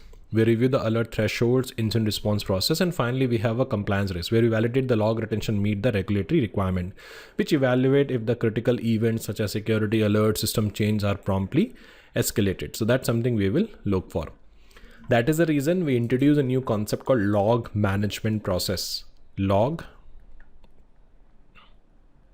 management process. Now, what is the log management process? Let's take an example. We have a firewall. Okay. So we have firewall and it is connected with the switch. Okay. So we have a system A, we have a system B, and we have a system C, and we have a system D. So we have a system A, system B, system C, system D, and then here we have a server. Okay, so now what happened is, we have a server, we have a system A, we have a system B, we have a system C, and we have a system D. Now there is an IP called 1.1.1.1. Okay, so we have 1.1.1. And it was able to bypass the firewall. Now firewall does not have enough storage to retain the logs. So that logs go to log server. We have a centralized log server which retain the logs. Then some activity happen A, B, C, D. All logs goes to this centralized log server. Okay. And there is a one protocol we are using, NTP, Network Time Protocol, which help you to sync up the time. Okay. So that something is there. So log management is very important, but challenge is that manually we need to collect. So we gather the log from various sources like server, network, devices, applications, and we use agents and all that. Second is whatever we are collecting, it should be collected in a secure manner. So we recommend here to use TLS session, transport layer security, to prevent the tampering and all that. Then we store the logs in a dedicated log server or cloud with access control, and we implement the retention policies 30 days to 1 year. Then we have a concept called normalization aggregation. Now listen carefully. So if you notice here, we have a system A, which is a Windows, and we have a system B, which is a Linux. A generate the log in his format, B generate the log in his format. So we need to convert into common formats. So that is concept called normalization. So normalization is all about converting log into the common format, and then we correlate so that we can get a complete big picture. Okay, this IP is bypassing multiple systems and all that. And whatever data we collected, we analyze. And then when log is not in use and all that, we can retain or we can destroy, which is basically part of the need. So when you considering the log and all that, make sure the log should be completed. Okay, maintain the log integrity, which is called checksum and hashing. Second important thing, generating alerting. So we have a threshold or signature, like if there is a after 2 attempt, if user still entering some log password wrong and all that, then it is a suspicious thing. So we set the threshold. I don't want to start generating a log from the first attempt. I want to generate a log from a second or third attempt. So that is called generating alerts. Okay, then whatever the logs is there, we have to store. So we use offsite backup or cloud and proper access control. Whatever the data we have collected, we analyze, and finally we retain for as per the business need. So that's something we will look for, and that something is a need of the business. So auditor perspective, we already discussed. We verify the formal log management policies. We look for the proper encryption hashings. We confirm logs are not been tampered. We check for the alerts, and we validate the secure destructions a log after retention is period. That's something we will look for. Now, when you're generating a log, there is a 3 type of alerts we have. One is called threshold. Let's take an example. If user attempting 7 times wrong password. So from a 3rd attempt onward, generate a log. So we have a threshold base. Or the second is when example is if CPU usage exceed 80%, start generating a log. Second is signature base. You know, we have a signatures of an attack. We capture the signature and compare again the database signature. But one disadvantage is that if there is a new signature, it's not been updated, we will not able to detect that. Like antivirus is the best example. Antivirus detect based on a virus signature. If they don't find the virus signature in database, then there is a possibility we can able to bypass. Third is abnormal activity. Normally we receive 4,000 traffic, but that day we receive 8,000. So it's abnormal. So we can use this kind of a data, which is used for the validations and everything. And that basically help you to discover things. So we check if alerts are prioritized as an auditor based on critical manner, and we verify incident response procedure for a timely escalations. That is actually a need of the business. Actually, yeah. That's a very important part. So we follow some practice. When you keep the logs, you need to focus on two things. Make sure the log should not be altered, and it should be available whenever it required. Why? For audit, for forensic and compliance reasons. I repeat again, this is my production state and this is my offsite state. When log is not in use, we move to the offsite. Is it clear? So we have to retain the integrity and we need to maintain the availability. So log should be maintained in the same state. So we can use for audit, forensic and all that. So the key practice, what we follow is encrypt the log at rest, restrict access. Second is offset backup. We maintain the copies in a separate physical or cloud operations for the recovery and everything. That's something we can look for. Third, retention policy should be followed, which should be comply with legal and organization requirement. And we use checksum hashings. WOM basically mean write only once. You cannot able to alter. So that's the most effective way to prevent the alteration of the media. So that's something we can look for. Along with that, as an auditor, we will confirm the logs are encrypted and tamper-proof, and we review the compliance with retention policy. Are we retaining the logs as per the retention functions? That's something we will look for. So key takeaway is alert should be prompt, prioritize, and tied to well-defined incident response procedure. Log storage must be secure. It should be backed up, compliant with the retention requirement. Log analysis enable the proactive action of threats. And as a CISA auditor, you should confirm the policy, procedure, tools are in place to ensure the integrity availability. Okay, that something is there. Now, next thing is called as a SIM. Okay. So SIM is basically a very important part. Let's understand why the SIM was introduced. SIM stands for Security Information and Event Management. There is no tool in this world detect, you can say, incident. We only confirm incident. Always remember one thing. So there is no tool in this world we detect incident. Human is the one who finally confirmed that. That something is part of a requirement. So let's take example. Here we have a firewall.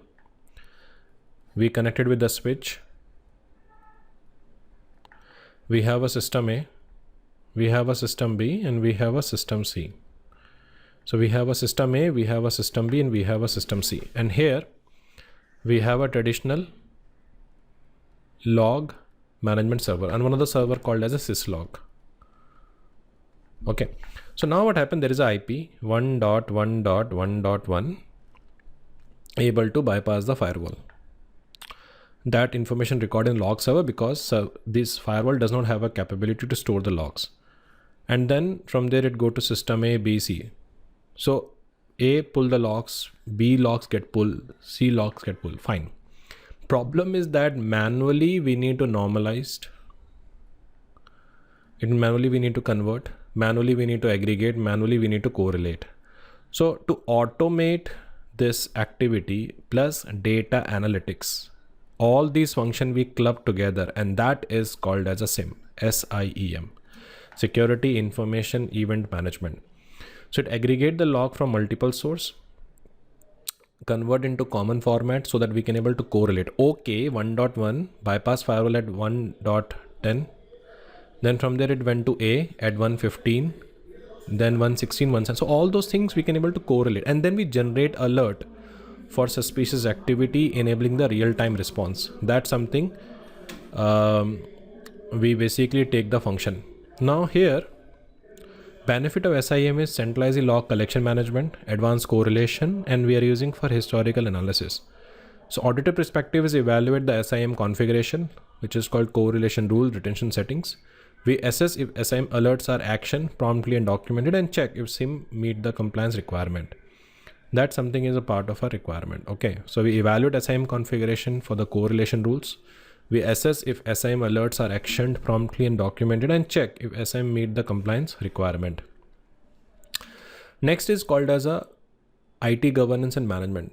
So log management is a key control for ensuring the accountability, transparency, and risk mitigation. And as an auditor role is to confirm logs support the governance objectives, including the accountability, performance monitoring, and all that. So we need to have a log management policy, define the scope, which systems logs need to be captured, responsibility retention, and we follow some standard like PCI according to we need to retain the logs, SOX regulations we follow for retaining the logs. And we also add the risk management here because log provide the evidence for the policy compliance and help you to identify the gaps and everything. So regular review, okay, help you to identify the emerging risk or compliance audit. That's something we will look for. Now, next thing is called as a SLA. Before I jump into SLA, first let's understand three things: SLR, SLA, and then we have a SLR. What is the difference? SLR is called a service level requirement. Service level agreement and service level report. Three things are there. Okay. So we have a customer here, and here we have a provider. Customer said, I'm looking for a service which offer 99% uptime. It must be available whenever it required. So that is a requirement we have. That is called service level requirement. Then provider say, okay, we will provide you what you agree, and we will have a agreement acceptance of 99.99% uptime. Does it delivered? That is called service level report. Same like you reach out to me, you're looking for weekend training, or you look for the weekday training, you're looking for consulting, you have some requirement, that's called SLR. Yes, I will provide you training, I will provide you consulting Monday to Friday, troubleshooting Saturdays, Monday to Friday, Saturday, Sunday off. So this expectation has been agreed. That's called service level agreement. Okay, and then is it delivered? That is called a service level report.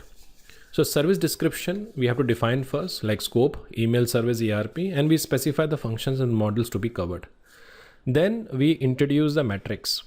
Metrics are very important because here we follow the performance metrics like uptime, like 99.9% uptime should be there. If any issue happen in 30 seconds, it should be resolved, or in 4 hours, it should be resolved. So we have a performance matrix that capture in the SLA, because SLA is the only variable document we have which is agreed between the two parties. Then we also document the roles and responsibility. Like I will deliver what is agreed, and customer will provide the user access report instant promptly. And then we monitor, is it delivered or not? And if something is there, if you fail to provide the SLAs and all that, as there should be a termination clause.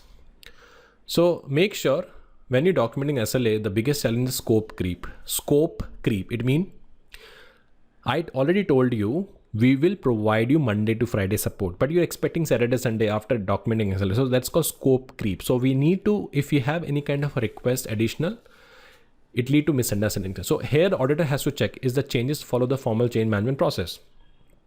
Second is SLA should address the data protections, encryption, access control.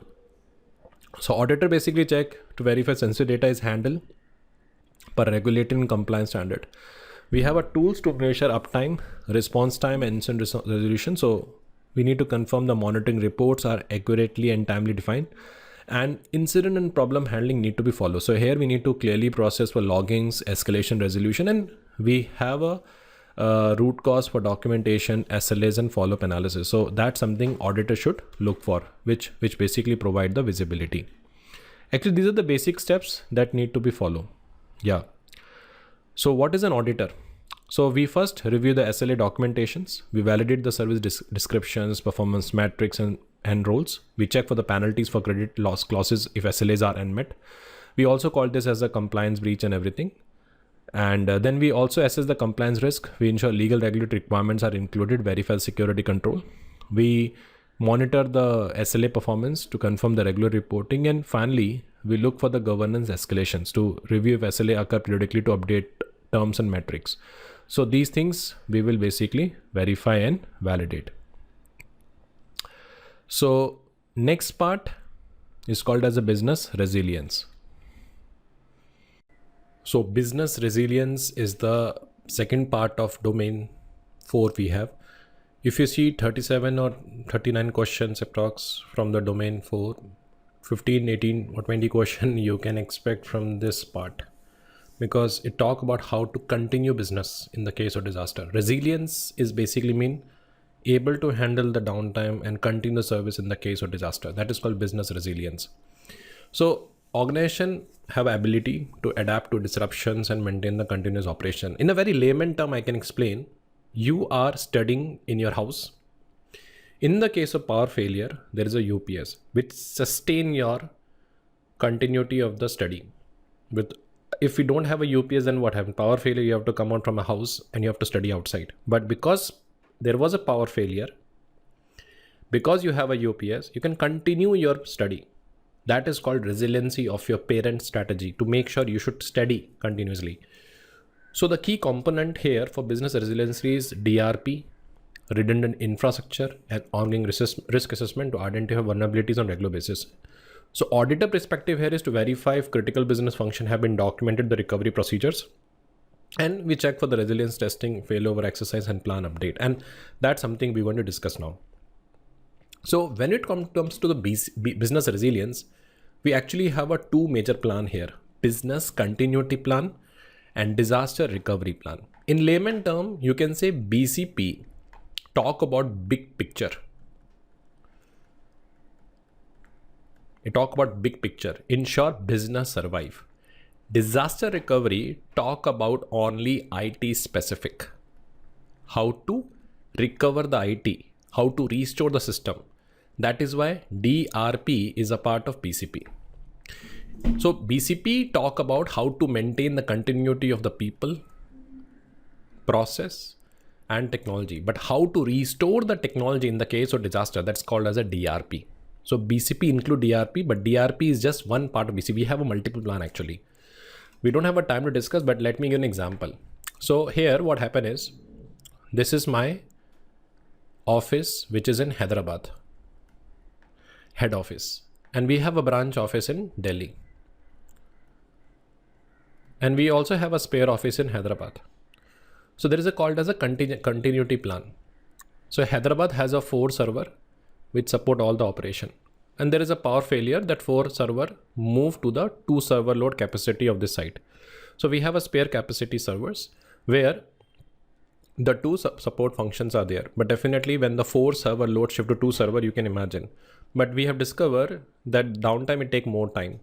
So here we perform a DR plan to restore the IT service on the Delhi side, where we have a 4 server and continue the operation. So this is basically DR, contingency plan, all of things are part of BCP. In more layman term, let's take an example. You are attending my CISA training, and it is an online training, which is happening from 9 to 5. Now there was a power failure.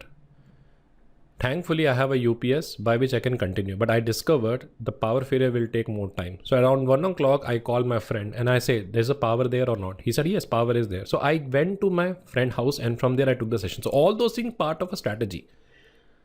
All these are working together to make sure I can continue my session 9 to 5 without any downtime. So that's why I say BCP, keep the business running during and after disruption. But the focus of DRP is to focus on IT recovery after disaster. BCP cover people, process, facility, and IT, whereas the disaster recovery mainly cover IT systems, data, infrastructure. BCP talk about minimize the downtime, whereas the DR restore the IT service. Same example is in the case of power failure. Okay, I have a one plan to use UPS. I have a one plan to use my friend house. Okay, all are basically small plan of BCP, but core part is DRP only. How to restore the IT function so that I can continue my session. Example is there is a flood occur. Okay, there is a flood occur. An employee shift to backup office or work remotely. There is a flood damage. DRP restore back the system IT. So key element of BCP is crisis management plan, alternate site, BIA, remote working plan. Whereas the DRP is all about backup strategy, data recovery, RTO, RPO, and system failures. So we have to discuss in detail. So when we're talking about the BCP, okay. So as I said, business continuity is all about ensure the critical business process remain operational during a disruption. So key component of business continuity plan is BIA. See, as I said, BIA help you to identify what is important, what is not. And let me explain you with the example of house. So we have a house and you are a kid. Okay, you are a student, you are a kid. So in every house there is a, parents always take your advice or provide you advice. So here the parents asking your recommendation. Hey guys, I know it is a very critical studies you're doing. So you let me know if there is a power failure happen. What you want to continue? I want to continue fan and I want to continue light in the hall. That is a main necessity I have.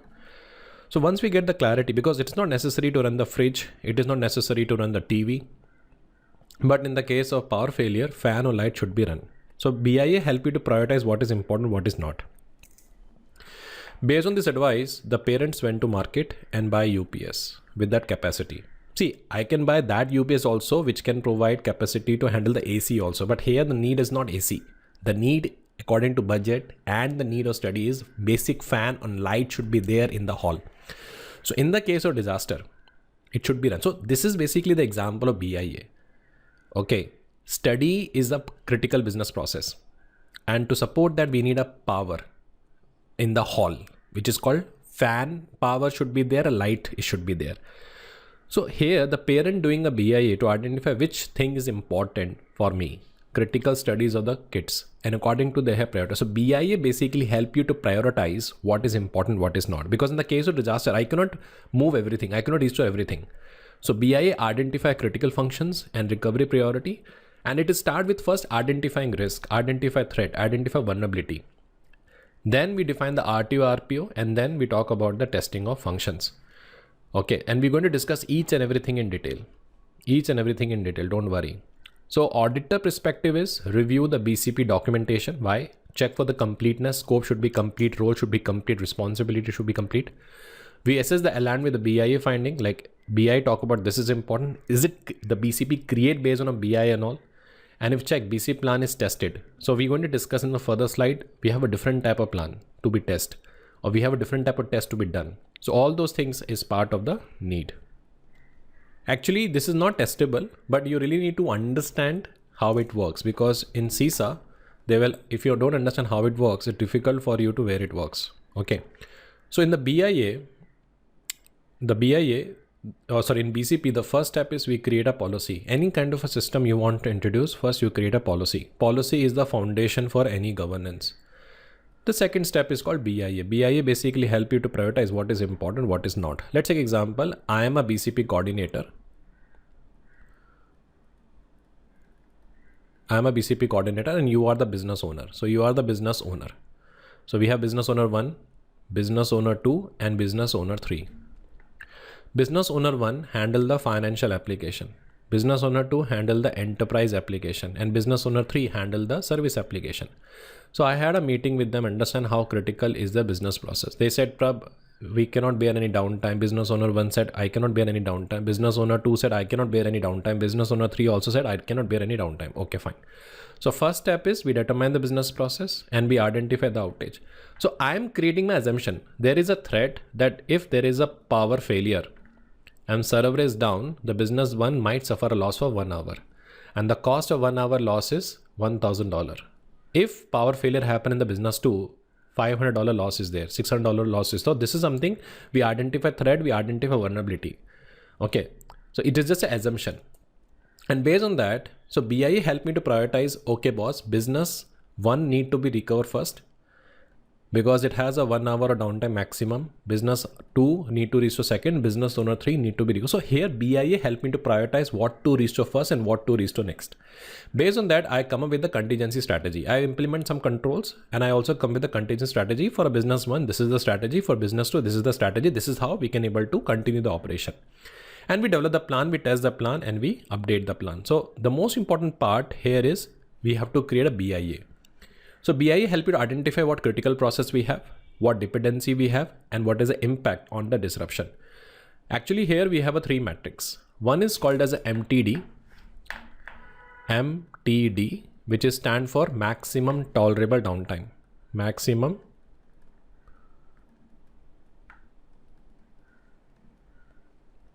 tolerable downtime. Then we have a RTO. RTO stand for recovery time objective. And RPO stand for recovery point objective. We'll take the same example. We have a business owner 1. Okay. He running a financial application. We have a business owner 2. He was handling the enterprise application. And we have a business owner 3, which is basically running the service application. So he said, Prabh, I am okay with the downtime of 1 hour, which means 60 minutes. Business owner 2 said, I'm okay with the downtime of 30 minutes.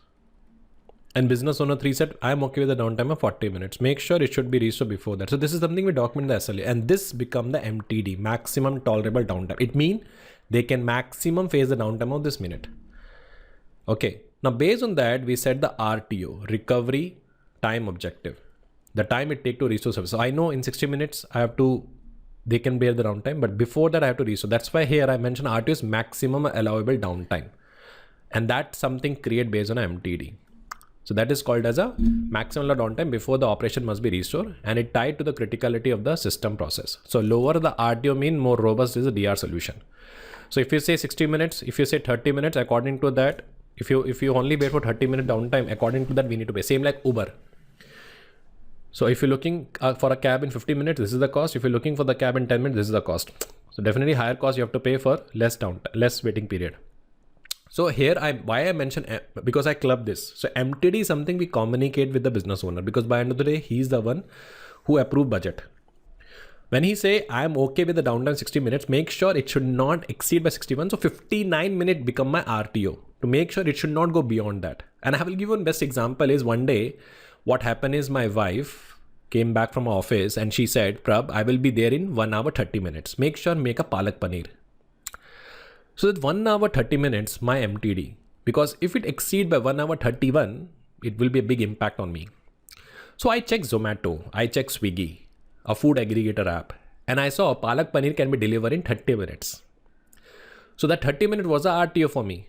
Before my wife arrived, the food was arrived, and I claimed, okay, wife, I made this palak paneer for you. Thankfully, the order delivered before she reached. Understood? So here what happened? I'm using the real-time example, MTD RTO.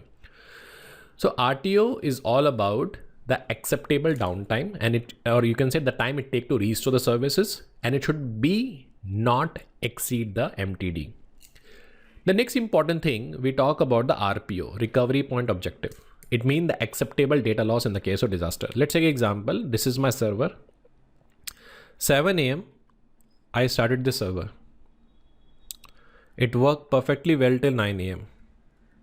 It perfectly worked till 11. So what happened at every 2 hours we're taking a backup. 7 a.m. we took the backup 1.1. 9 a.m. is 1.2. 11 a.m. 1.3. Now suddenly at 11:15 the server was down. 11:15 the server was down. So last backup I can restore is 11, because that is the acceptable data loss. So 15 minutes is okay to lose the data, because we have agreed 2 hours, because that's when every 2 hours we're taking a backup. If you want to reduce to 1 hour, you need to invest more on a backup cost. That's why I say maximum allowable data loss measure in time, which is last backup. So closure to 0, most frequent or real-time backup, but more real-time backup demand more cost. So MTD and RPO is always set by the business owner. So criticality analysis need to perform to prioritize the application based on a business value and tolerance. So auditor perspective is to review the BIA methodology. Okay, and result for accuracy, check if BI feed in disaster recovery, because based on BI only we create a recovery strategy. We review the RTO set for the BI finding and check the solutions whether meet the BCP, RPO and RTO requirement. So as I said, DRP is often included within the BCP. It focuses on restoring the IT systems driven by the RTO and RPO, because based on RTO and RPO only you create a recovery strategy. So BCP ensure the continuity of all the business, DRP focus on the IT subset. So as an auditor, we have to check the DRP aligned with the BCP, and we need to verify DRP cover key systems and data. So BCP has a steps. Okay, the first step is policy we have to create, and second step is create a project. Okay, it's a very important slide. We have defined the objective, scope, stakeholder, and obtain the management support and budget. And that is something done after creating a policy. Then we do the risk assessment. We identify threats, cyber attacks, power failure, likelihood and impact. And then we prioritize the impact. Based on we classifying the critical process and application and determine the RTO and RPO. And then we quantify the operation and financial impact. And then based on that, we select the strategy. We're going to discuss in the next slide, hot site, cold site, cloud site, and align the RTO and RPO. That something can be done. Once you're done with that, we plan the development. Once the plan is developed, we test that particular plan. You can see tabletop simulation full drill, which is I'm going to cover in the further slide. And then we monitor the plan to make sure it met the business objective. So this is the overall part of the BCP function. Now, based on a BIA, we create a recovery strategy. But recovery strategy we create based on multiple factors. The first factor is choice, like criticality of system application. We look for the cost versus benefit, like low RTO, higher cost. Because if you wait, your waiting period is less, you need to pay more.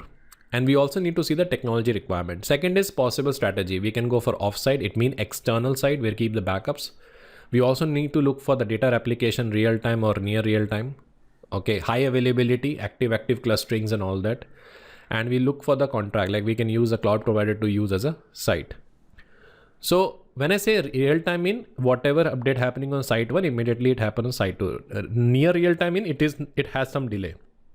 So high availability mean activity. I mean 2 servers continuously providing a service. If one server is down from another server, we can continue because that demand that requirement, or we can go with a third party.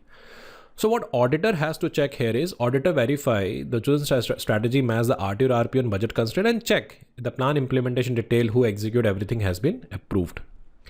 Now, when we're talking about application resilience, we look for a 2 kind of thing. One is called active passive and one is called active active. What is the meaning? We have a server 1 and we have a server 2. Okay. Currently, all server requests coming to server 1, that is called active passive. One is active and one is passive. If one is down, then it become active and it provide the service. And active active is basically mean we have a group of servers are working together, which is connected with the load balancer. So requests come to load balancer check the load and according to the allocate the load to any server. So customer will not face any downtime. So which one is more expensive? Definitely active active. Okay.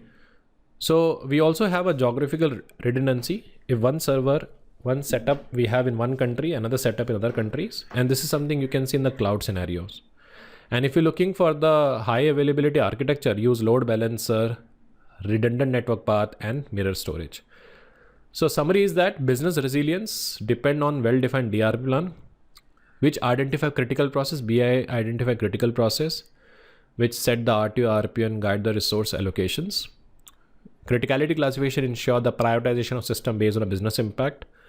Application resiliency use clustering, replication, redundancy for high availability. And as a CISA auditor, we will look for the BI accuracy classifications and everything. That something is part of a requirement. Okay.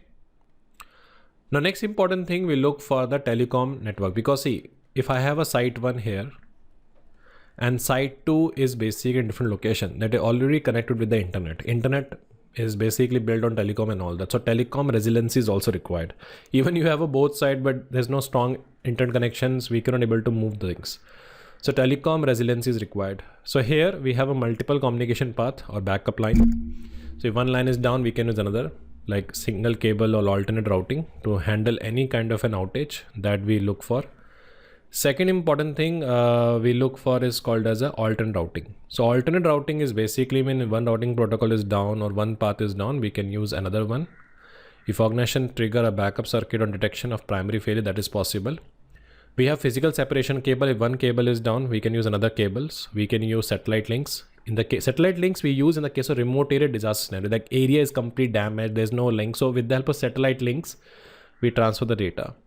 So what auditor has to check here is if the organization has the redundant carriers and review the failover testing procedures and all that, is it has been done properly or all. So that's something we will look for. According to that, we can able to prioritize the strategy. That something is part of a requirement. Now next important thing is called as a data storage resiliency, and one other thing is called as a RAID, redundant array of independent disk. So let me explain you with the example. So what happen is normally we have a disk. Okay, and it is divided into partition 1, partition 2, partition 3. Okay. So by end of the day, when you store data in the partition, it gets stored in a one physical disk only. It directly load comes on the physical disk only. It will impact the performance on the disk only. Please understand this. Is it clear? So if you're retrieving anything from partition 3, if you're copying something in the partition 2, entire load is coming on the disk. So in order to manage the performance, we introduce a concept RAID. In RAID, what happened? We use dedicated separate disk. So we have a disk 1, we have a disk 2. So we take some space from disk 1, we take some space from the disk 2, and this is basically we create a volume. So now what happened when you write data into the volume, the data is write parallel in both disks. Example, like I'm writing hi, my name is VP. So H will be here, I will be here, V will be here, P will be here, N will be here, A. So what happened when you retrieving the data, we are using a computation of a 2 disks simultaneously. So by this we can improve the performance.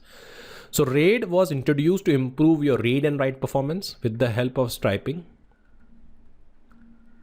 It also uses one function called mirroring. Now what is mirroring is that we take 40 GB from a disk 1, 40 GB from disk 2. Overall volume is 40 only. So when one disk maintain the data, one disk maintain the copy. That is called mirroring. And third is called as a parity. Parity is used for the integrity purpose. It means data was write across 2 disks and third disk maintain the parity value. Let's say example 0, 1. So parity will be 0. 1, 1, parity will be 0. Sorry. So now if the disk 2 is crashed, with the help of parity value, we can recover 0, 1, 1, 1, 0, 1. So RAID was introduced for multiple reasons, and that's why it's called fault tolerance. RAID 5 is most effective for fault tolerance and effective for the data recovery. Along with that, we have a NAS and SAN for centralized data storage management. If you're looking for cost effective, we can go for cloud backup where you can move data to the cloud. We also have a media journaling where we move tape backups from one location to the location. But if you're looking for real-time replications, we can do with the help of real-time replication data, which is basically more expensive we have. That's something we have to look for. So as an auditor, we have to see, is the offset facility have a same level of control? Do they maintain the same temperature and all that? And make sure the offsite is far enough from the primary site to avoid the same disaster event. That's something we have to look for. So key takeaway is network resiliency, rely on the redundant links, alternate routing and diverse carriers. Data backup must match the business critical RPO need. That is something is part of a requirement. Data storage resiliencies and offset storage ensure the continuity in disaster. So as a CISA auditor, you should confirm redundancy, secure testing, compliance across the network to maintain the availability. That something is there. As we're talking about backup is very, very important. Okay, and we have a 3 type of backup. We have a full backup, we have a incremental backup, and then we have a differential backup. So full backup means copy all the files each time, easy to restore, single media set needed. Disadvantage is the longest backup time. Incremental backup, incremental only changes since the last backup. Faster backup, minimal storage, longer restore process. Need the last full incremental. And differential is basically mean you copy all the changes since the last backup. Let me explain you with the example. So we have a folder, okay? Now please listen this carefully. We have a folder. Under the folder, we create a file 1. And this time we took the full backup. So when I took the full backup, it means I take the backup of folder and file. Then on Tuesday, I add the file 2. And I took the incremental backup. It will take a backup of file 2 only. Then on Wednesday, I add the file 3. And I took the incremental backup. It will take a backup of file 3 only. And Thursday, I add the file 4. And I took the incremental backup. So it will take a backup in incremental. So this is basically called as an incremental backup. So now restoration is difficult because one by one we have to restore all. But in the case of differential, what happened is we have a file 1. Okay. So full backup is done. Then we add the file 2. When we add a file 2, this time what happened, we took the differential. It will take a backup file 2 only. Actually to start from Wednesday when I add the file 3 and then I took the differential. So it will take the previous differential and current differential. And then file 4 and differential backup I had taken. So it will take a file 2 to file 3, file 4. So if I restore Friday 1, I just need to restore file 4. In one go it will restore file 2 to file 4. But in the incremental, it one by one. That's why I say the advantage is quick restore. But problem is that as you're taking the previous storage and previous file and current file, so it required more storage. I'm sure today you got the better visibility about this backup. I'm 100% sure. So this is how you can validate. Is it clear? And if you want to check that, there's a dedicated video I made on this full backup, incremental backup and differential backup. Okay, so that's something you can check. Now, when you're talking about this backup, so media is two type, removable media and non-removable media. So removable media is tape, external drive, SSD, and non-removable is disk, big backup and all that. So we use a snapshot technology where we capture the last snapshot, and with the help of snapshot, you can able to restore the things. But make sure when you're taking a backup, you please check the regular rotations like daily backup, weekly backup, monthly backup to ensure fresh media is used. And to prevent from any kind of a disaster and all that, we can have an offset storage, external storage, we keep the data. Make sure each media should be clearly labeled with data content. So we have a visibility and retention logs that basically define the function. Make sure when you take a backup, do the regular testing. Regular tests need to perform to restore each backup type to ensure the integrity, because in the backup, the most important part is integrity and availability. Second is maintain the backup logs, which indicate your media types, date and content. Ensure offset locations, tracking of each media set need to be taken care. As an auditor, we need to verify the testing frequencies and success rate of restore. Like if someone claim, okay, we're doing a testing, you can check one sample and see, can you able to restore? Assess whether backup logs are accurate, up to date and secure. Third, confirm the organization document testing results, address issues, and check if chosen backup scheme align with the RTO and RPO, because by the end of the day, we need to restore within a defined RPO and RTO. And we have to review the logs to ensure each backup type run as a schedule. So we follow some practice, okay? So always remember one thing, we keep 3 copies. One should be primary, 2 will be the backup of critical data. Second, one can be stored copy on 2 different storage type like disk and disk tape and disk plus clouds. And third, keep at least 1 backup to protect against the local disaster. It means we have 3 copies on 2 different media, and 1 we can keep offsite. Now why it's basically we do that? Because it reduces the risk of data loss if one media fail or local disaster occur, and ensure the multiple recovery point for the business operation. So as an auditor, we need to verify is the 3-2-1 has been implemented and check the retention policies to restore the testing to confirm the viability of the E backup. So we can able to recover things. Now next thing is called as a different type of site. See, based on a BIA, we identify which kind of a site we need to build. So first is basically called as a hot site. Hot site, now first we start with a mirror site. Now what is mirror site? Mirror site basically mean we have a site 1 and we have a site 2. Site 1 has a people, process, technology, data. Site 2 also have a people, process, technology, data. In the case of site 1 is down, we can continue from site 2. It is the most expensive one. So we have a very less RTO, but cost is very high because both location we need same thing. Second, we have a hot site. Hot site basically mean we have a people, we have a process, we have a technology, we have a data. Site 2, if it's a hot site, people, process, technology, partial data, not complete data. Okay. Then we have warm site. Warm site mean people is there, process is there, rack we have, not a server, but rack is there. The best example is your co-working space. You carry your laptop and work from there. That is called as a warm site, which partially equips, some setup is required. That's why 2 days it will require RTO. Then we have a cold site. Cold site basically mean nothing is there, only empty shell, power and water. Mobile site is portable tailor. Okay, if you see the World Cup matches and all that, outside we have a trucks which basically configure with the servers, can be moved from one location to the location. That is called mobile site. And last is called as a reciprocal agreement. Reciprocal agreement mean I have an office in Delhi, you have an office in Mumbai. So we have a collaboration, like my employees who working in Mumbai can use your office. And if you have employees in Delhi, they can use my, see, I'm already running my operation. So there's no further cost. You're running an operation, there's no further cost. So my some employees can work from your office and your employees can work from my office. There's an agreement has been signed. That is called as a reciprocal agreement. It is same like you had a fight with your partner. So you went to your parent house and stay there. That's a mirror site. You have a furnished flat, that is a hot site. You have an unfurnished flat, that's a warm site. Cold site is mean you have nothing. You build your house from scratch. Reciprocal agreement is you have a collaboration with your friend. If something happened, he has a spare room, you can stay there. If something happened to his house, he can stay in your house. Or finally, you have a car in which you can able to stay. So based on the BIA, we finalize the recovery sites. Okay. So auditor, what has to check here is check if the site selection align with the criticality.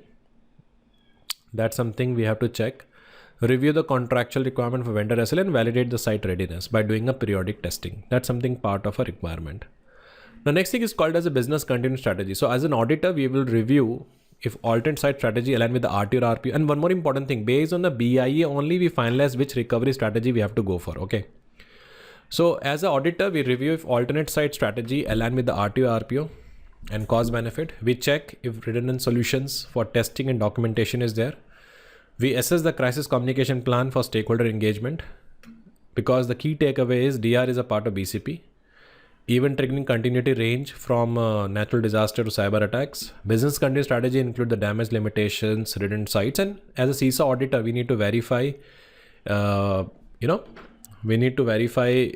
whether it is basically aligned with the requirement and all that. So all those things is part of the function. Now question is, now plan has been created. DR plan has been created. Now we need to test, because ultimate goal of testing the plan is to update the plan. So we do different type of test. So first test is called tabletop. I will invite everyone on the meeting room. I will distribute the plan to everyone. Okay. And I will explain them how this plan works. For first, I will distribute the plan. I will say, okay, their respective department will say, oh, in my department, this guy left the company, update this data, or update this number and all that, because it's not possible for me as a DR coordinator. I will be available 24/7 in the office. So in my absence, someone can follow the plan blindly and execute the thing. So in tabletop exercise, what happen is we do the checklist review, and I'm as a DR coordinator is going to explain the entire plan end to end. So in this, we do two things. One, we verify the people are updated.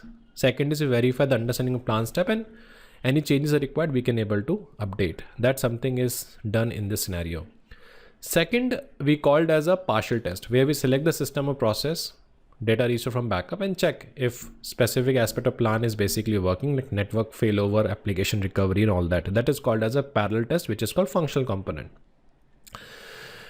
See, partial test is like we do on an alternate site. Example, we go to hot site. The best site for testing the DR plan is hot site, because it already have everything. So we try to move the service from the primary to secondary to check whether network function is working effectively. Once we sure, then we perform a test on our primary test. That's called full scale test, end to end.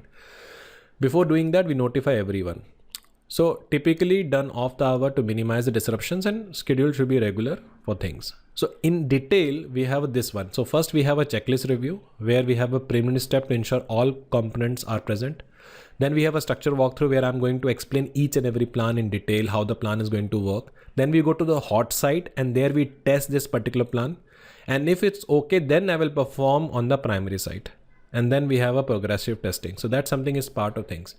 So in this entire approach, we assess the test frequencies and realism of the scenarios, and we review the post-test report to ensure lessons has been learned or not.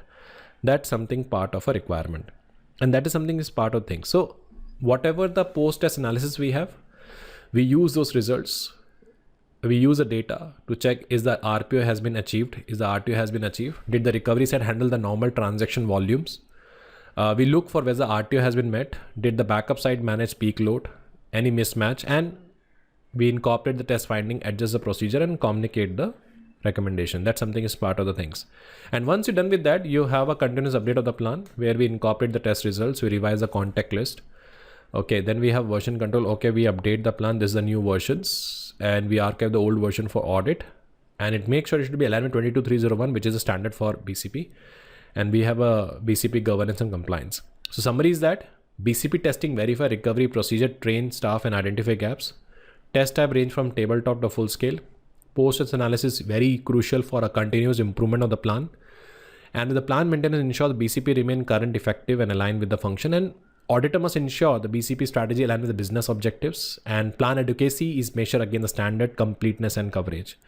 And make sure we should have a clear roles, trainings, vendor alignment, documentations, and everything. That something is part of a requirement.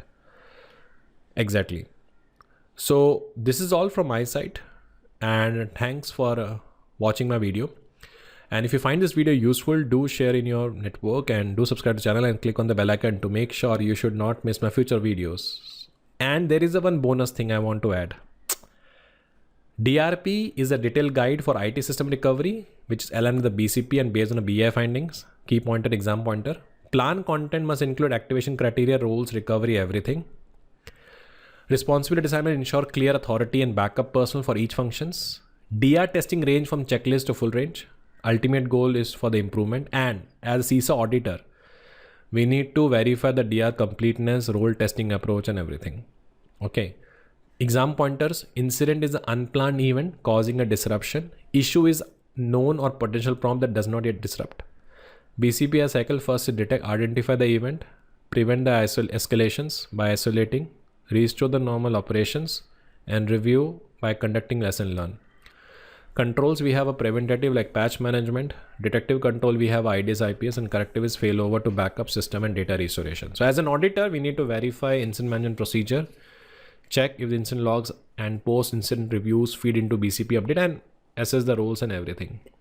So this is all from my side, and I really put a lot of efforts. One of the biggest video I can see on Domain 4 have made by anyone. I can proudly say that. And do let me know in the comment box, how do you find the video? Do you get some new learning? Those are known from a non-IT background. Thank you so much. Good day. Bye. And without you, I'm nothing. So do subscribe to the channel and click on the bell icon to make sure you should not miss my future videos on a similar topic. Good day.